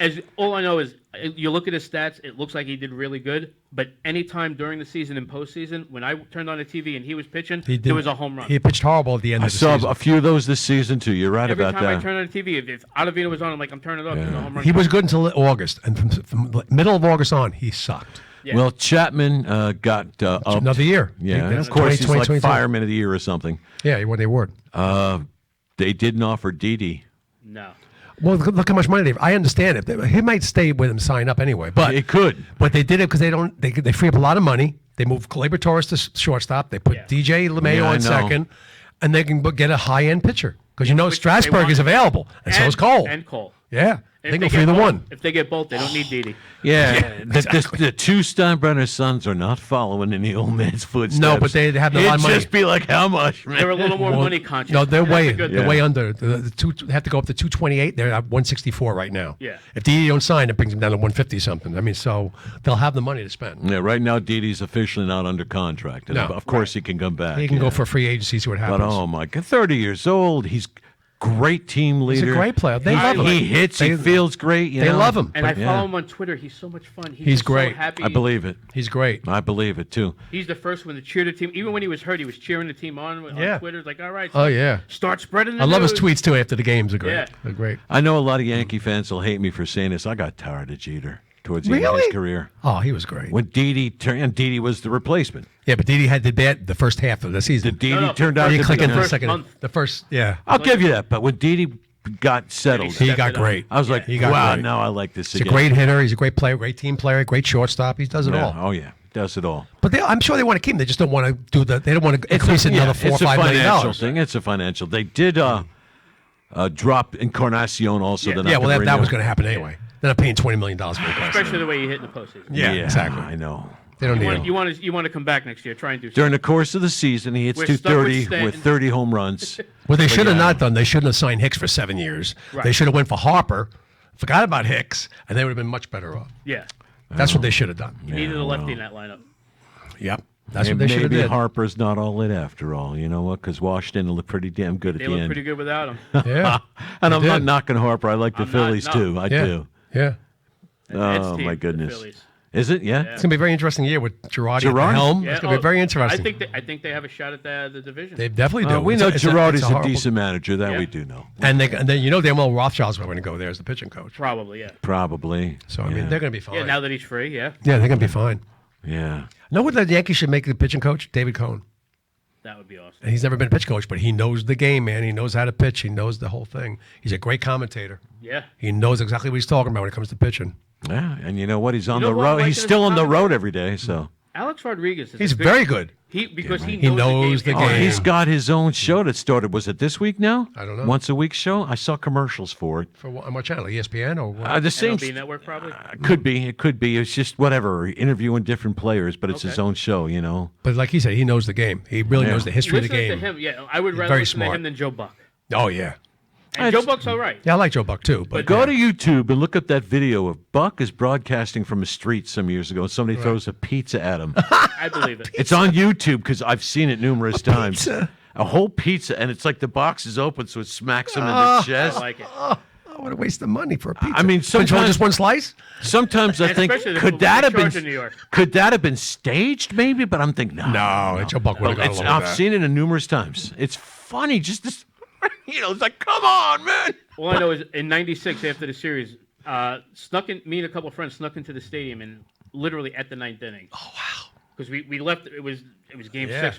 All of a sudden, we were all nervous. We didn't want to we didn't get tickets, and we knew somebody that was a ticket taker there. Right. Yeah. We could have gotten in. Because back then, if you could have got the, if you paid tip the ticket taker, Right. they'll just let you in and you just got walking around. You could still watch the game walking around. Right. So we were gonna do that, but I'm like, I don't know, I'm kind of nervous. I don't know. I don't want Of to go course, and I man. don't want to be there, and when they lose, because that would be. I Yeah. don't want to be the jinx. Right. So because a couple of my friends and I went to game 1 and they lost, and a couple of different friends went to game 2 and they lost. So I'm like, I don't want to be the jinx. And now it's like the 6th inning and they're up, and I'm all excited, and I'm like, oh my god, we got to go there. I'm like, even if we only make it to the outside celebration, we got to be there.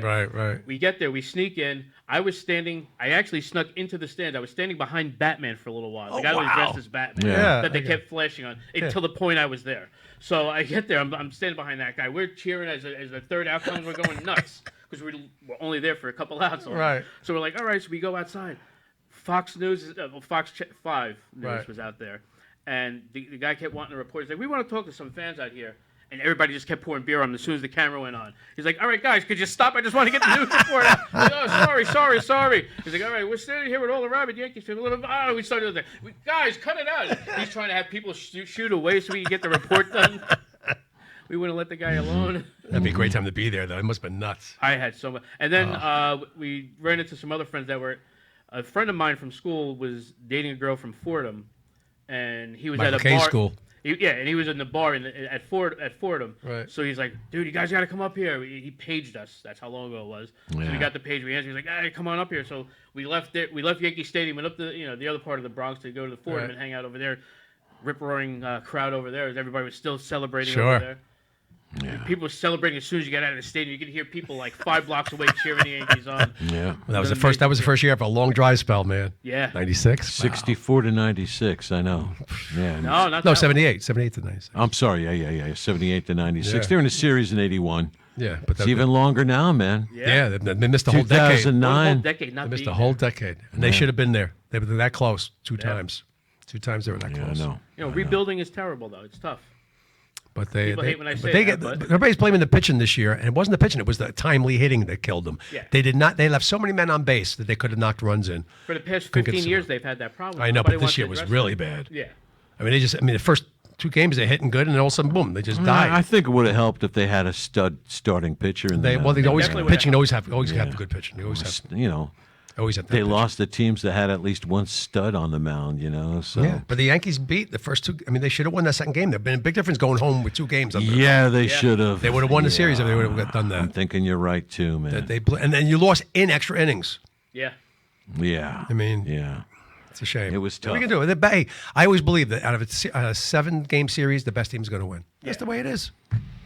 They deserve to lose. They didn't hit, you don't They win. still have a shot this year coming. Oh, definitely. Hey, I'm glad Washington won. I'm no fan of Houston, I am too. but I'm stunned I that am. Houston lost. I really am. Everybody is, but look, they didn't hit good against the Yankees either. They, like I said, they got timely hits. Yeah. They batted in the 100s. They didn't do great against the Yankees. So it wasn't the pitching; it was the hitting. Yeah. You know, so Yeah, I I mean, know. they have to. And Verlander, you know, you got to love that he's not good in the World Series. Yeah. Still hasn't won a game. Well, I 0-5. mean, you know, 0-6 now. 0-6 now, right? he's still phenomenal, but he's Yeah, also still great. on the down. He's done. He's almost of done. his career. Another Would I year or like 2. to have him? Hell yeah. Houston had a great resurgence with him, and God bless him for having that. Yeah. You know, you want to be happy for the guy. He's a earned great it. pitcher. And Cole wasted no We got time. one last call coming in. Fantastic. All right. One last call. All right. Let him in. Here you go. Here's your phone call. All right. Hello. Jesus Christ, I've been trying to call for a friggin' hour. Nobody's answering the phone. The guy's in the crapper. That makes sense. Well, that's the same with the show.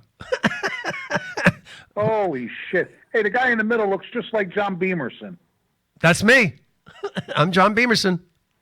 Who is That's this? what he looks like. Who is this? Who is this? That's what he looks like. I am. Is this Ricky? Who is this? Holy shit. Not Calling me. for an hour. Guy said he was in the bathroom. All right, but who is this? Who are we talking to? Hey, listen, Snapperhead, I asked the question, not you. That's a friend of the show. It's obviously somebody we know. Yeah. John Beamerson. That was a character I played with as a snake wrangler. Nice. Snake Wrangler. Snake wrangler. I don't even know if that exists. You guys need to spice this joint up a little bit. Can do what? Should I show some You got to tips? spice up the show a little bit. But what's your suggestions? Let's hear. Yeah. Let's see what your suggestions. Bring the Snake Wrangler on. Tips help. We don't do skits on the show. We just interview people and talk. That's all. Yeah. We don't do skits. It's not a comedy Okay. skit show. I got it, Snapperhead. Listen, I got to go. But next time, don't tell the guy to get out. Bring the phone in the bathroom. Exactly. We'll tell him. We'll put one in there. All right. I got to go. See Be you well, later. man. All right. Thanks for calling. Take care. Hopefully that's somebody that I actually just somebody I know. I knows just you. don't. I can't place who it is. Yeah, I know. I recognize the Snapperhead. voice I haven't heard Snapperhead for like years and years. since Dice used it in his Yeah, first special. Snapperhead. You know what's funny about that is it's the first time I ever had to take a crap, and damn it. Oh man, you must have been backed up for years. You're like 50 odd years old. I mean, during your show. The call was that call was definitely long distance. Man, then. if you haven't shit in 50 years, a waiter must have fucking came out of your No, ass. I mean during the show, Tim. oh, you should have said, Gene, we Only have. been in 2 hours. You should have said we have a call in the pipeline. yeah. Well, I didn't even know. There's one in the because chamber. I Hold came on. back and there was no, I called him back and then he called me. I still have no idea who it was, but I recognize He the said voice. Snapperhead. I don't know. Who Oh, yeah, with but that much we got. I recognize the voice. I just can't place who it is, but I know that voice. Oh yeah, because you pointed you out. You know. Yeah, I know. He pointed you I know out, who it so is. It's I got just to be can't- somebody. I just can't figure who it is. Hey, I I'm know, glad I he know. called, man. And Yeah, we're still. He made it right in the wire. He made it Wake 3 us minutes up in. before we leave. Snapperhead. You look like John Beamerson. So it's obviously somebody you know. It's a character I played. Yeah, I know. I'll be damned. Yeah. Top 10. I haven't. I don't know if we have enough time for a top 10. Let's see. I'm trying to find one that's easy. Or you want to save that for next week? Yeah, I'm safe because I Good, I good. The He'll generate a lot of talk, and we haven't got time. We do next week. We do know we've got Joyce DeWitt from Three's Yeah. Company. We got Rodney Allen Rippey, the Yeah. child How old is he? Except in his 40s? Oh, at least now, yeah. 'Cause That's God, weird. We're That's hard to talking, what, believe. probably 7? I don't think 60s, but probably 70s. 70s, Yeah. yeah. Rodney Allen Rippey. I'll be darned. That's scary when you think of it. You still think of the guy as a little kid. Yeah, I know. He's in his 40s. He was a little kid it's half century ago. Oh, man. So that's big. That's eerie. You know, we're recording, and then we've got the recording of the interview with Billy Gibbons. Is that next week also? That's next week, yeah. So it's a pretty major show. ZZ next week, Top, folks. man. Yeah, Billy pretty Gibbons major is great. show. And then Carol Burnett later that week. Yeah, because tomorrow's the interview with her. So, Next week. Next week, Thursday. 14th. well, no, that they're actually conducting it. I thought, wasn't it tomorrow? No, it's Thursday. 14th. All right, Thursday the 14th. Yeah. All right, good. So we were recording one heck of an interview with Carol Burnett. I too, love that folks. show. Yeah. Hey, you know, shame on us. We forgot to mention our friends in the armed forces. You know, we've been picked up by Armed Forces Radio. Yeah. The men and women of our armed forces. We love them to death. We love you. We support you. Shame on us. We're just a little discombobulated tonight. Carlo usually has all that lined up for us. The and- captain is not at the helm so today, Yeah. steering properly. We're just Please free forgive floating. us. We're free floating. Plus, we do have Veterans Day coming up next Yeah. week, Monday. too, on Monday. So Yeah. it's a special day for everybody that has represented this country. And plus, for the working person, it's a 3-day holiday pretty Yeah. much, you know. So Our fathers were veterans. Yeah. You're a veteran. I'm a veteran. Yeah. You're more a veteran than I was. I was only in a short time. I was too. Just the same, you years. represented us, man. It Longer than me. counts. It counts. Isn't too. So, on behalf of Theodore Jiggets, Happy Veterans Who's Day, moved across the everybody. street? yes, But yeah, it was Tim, great. Tim, It was what do you got coming up? Yeah. I'm going to hit the bathroom in about a half hour. I figured it'd be aired out by. Oh, then. you're following Gene. Before the next phone call. I don't take many gigs anymore. I've got a couple. Next Saturday, Greenwich Village Comedy Club. Nice. Cool. And That's always the fun. end of this month, forgot the name of the venue in South Philly. It's on Passyunk Avenue, you know. Okay. I love Passyunk. We got to and, do old famous Old Nick's roast beef. I might. We'll Love see that what place. happens. But I'll take the gigs like I used to. I'm comfortable with that right now. One day it's going to heat up again, just not right I know now. Paul has a big one. Is that Friday or Saturday? Friday, I'm playing Tiffs. Oh, yeah, It's this is in the Morris big one. Plains. Is it great? I can't wait. Fun. It's upstairs, all right? Yeah, the owners love comedy. Good. Have you been introduced or No, heard not about yet. them? Not yet. The owner Mike, his dad is good friends with Artie Lang's dad. Oh, that's nice. So like the owners grew up around comedy. Right. So they're That's huge big. fans Yeah. of comedy, and they Yeah. want to bring more comedy there. How many steps is it going upstairs? It's a good amount. Because you got a lot of equipment, I know. Yeah. Yeah. Carl, I hope you feel better Friday. Yeah, because I need help. yeah, he's going to need help. I'm going to do it myself. What you got going on, Dave? If I wasn't at the station this Friday, I would help you carry that stuff upstairs because I love tiffs. Hey, It's who- good to see Bobby. I haven't seen Bobby in a while. Who else is on at station with you? Do you know yet? I know Mike usually posts it. Yeah, he posted it earlier today. Me, Anthony Ennis, Shay Farrell's going to be there. Oh, Shay, I haven't seen in a while. And there's 2 other people, and I can't remember off the top Yeah. of my head right now. Yeah. But that's going to be fun. And then Saturday, I'm going to be at Bill's Barbecue Shack. Gerald That's in Benford- Bayville, right? Yeah, Bayville. That's the old Gerald Gerald Benford's Benford. headlining that one. Yeah. That's Who going to be is? a lot of fun. Gerald Benford, yeah. We have Pam the Butts hosting, so it's going Pam to be a the lot of Butts fun. is another name, yeah. Yeah. Cool. How's the setup in there? Because I haven't been there since they took it over. It used to be called CB Huntington's, but Yes. how was the setup like? Have you seen it? And where they do it? They have we have it. I haven't been inside that part ever Right. until they started doing the comedy there. Right. I used to only go down for Blackbeard's Cave. Right. So I would, I only know the amusement parts. Of Right. that. Oh, okay. So when you walk in, they have in the front door they have the bar area. Right. That's For where the it always comedy, was. we go in the side. Oh, And okay. there's like a little Oh, party the room in the back, like? There's 2 rooms that they have in the back. One, Oh, okay. One is finished already, and that's where we do the comedy at. Yeah. How many can it hold? It seats 80. 50? Oh, 80. That's pretty good. Yeah. That is damn That's good. bigger than I thought it would be for that Heck place. yeah, man. But 65 comfortably. That's good. That's good, though. That's good. That's a good good. size room. The other room, once they have it fixed, it'll be able to seat up to 200. They said. Wow. It's a huge room in the back. Wow. They must have added on They also have an outdoor area, which is probably going to be for closed the now. spring of the summer, yeah. Yeah. It's open. It's called the Foo Bar, and they have Right. live bands and everything. Yeah. Right. Yeah. I heard about that. Okay. And it's a pretty nice area. Yeah. It's just it's an outdoor bar, and everybody has a good time out That's there. good for And summer. usually during the warmer months, people Of course. after the comedy will go outside and hang out. Of because course. As they close everything inside, the outside stays Right. open. Yeah. Cool. That's good. That's nice when they fixed it. They must have added on to the building because the building couldn't hold that many people before. So it must have really added on. You know what it is? I think it was where that back room is where all the arcade stuff was in there Okay. for all the video games and, Right. and the pinball. Right. Cool. That's probably why it was deceptive how big it was. Yeah, definitely. You have all those big machines because you forget how big a pinball machine is. Right. You have a bunch of them in there. It takes up the whole room. Yeah, definitely does. Yeah. Yeah, doubt that's about pretty it. cool, man. I know I follow you on Facebook. You hustle every week with shows. I try. No Filter Paul's I was another one. about to say, Hustling it's every not all week. me. No Filter Paul's an animal. I unleashed an animal. A couple of years ago, he came up to me. He was on here the one night. Right. Yeah. He's like, how do you guys do it? I would love to do comedy because he used to work. He used to Right. sell merch with Jim Norton, and he built his website and everything back in the day. So Right. he's friends with him. He used to be on O&A all the time because of that. And he's like, he met all these great comedians. He's like, I wish I could do that. I wish I could do that. I'm like, why don't you just fucking do it already? Yeah, exactly. Just do So it. 2 years ago for my birthday, I had him come on my birthday show. I'm like, here, no pressure. You just come. It's a bar show. You come, you hang out, tell 5 minutes, you tell a couple jokes, you have some fun. He goes, 5 minutes. I've been waiting for this moment my whole life. He came in when he was studying like 4 pages worth of stuff. Right. He was done in a minute and a half and was like, that went by really quick. And he said it while he was on stage. He goes, wow, that was really quick.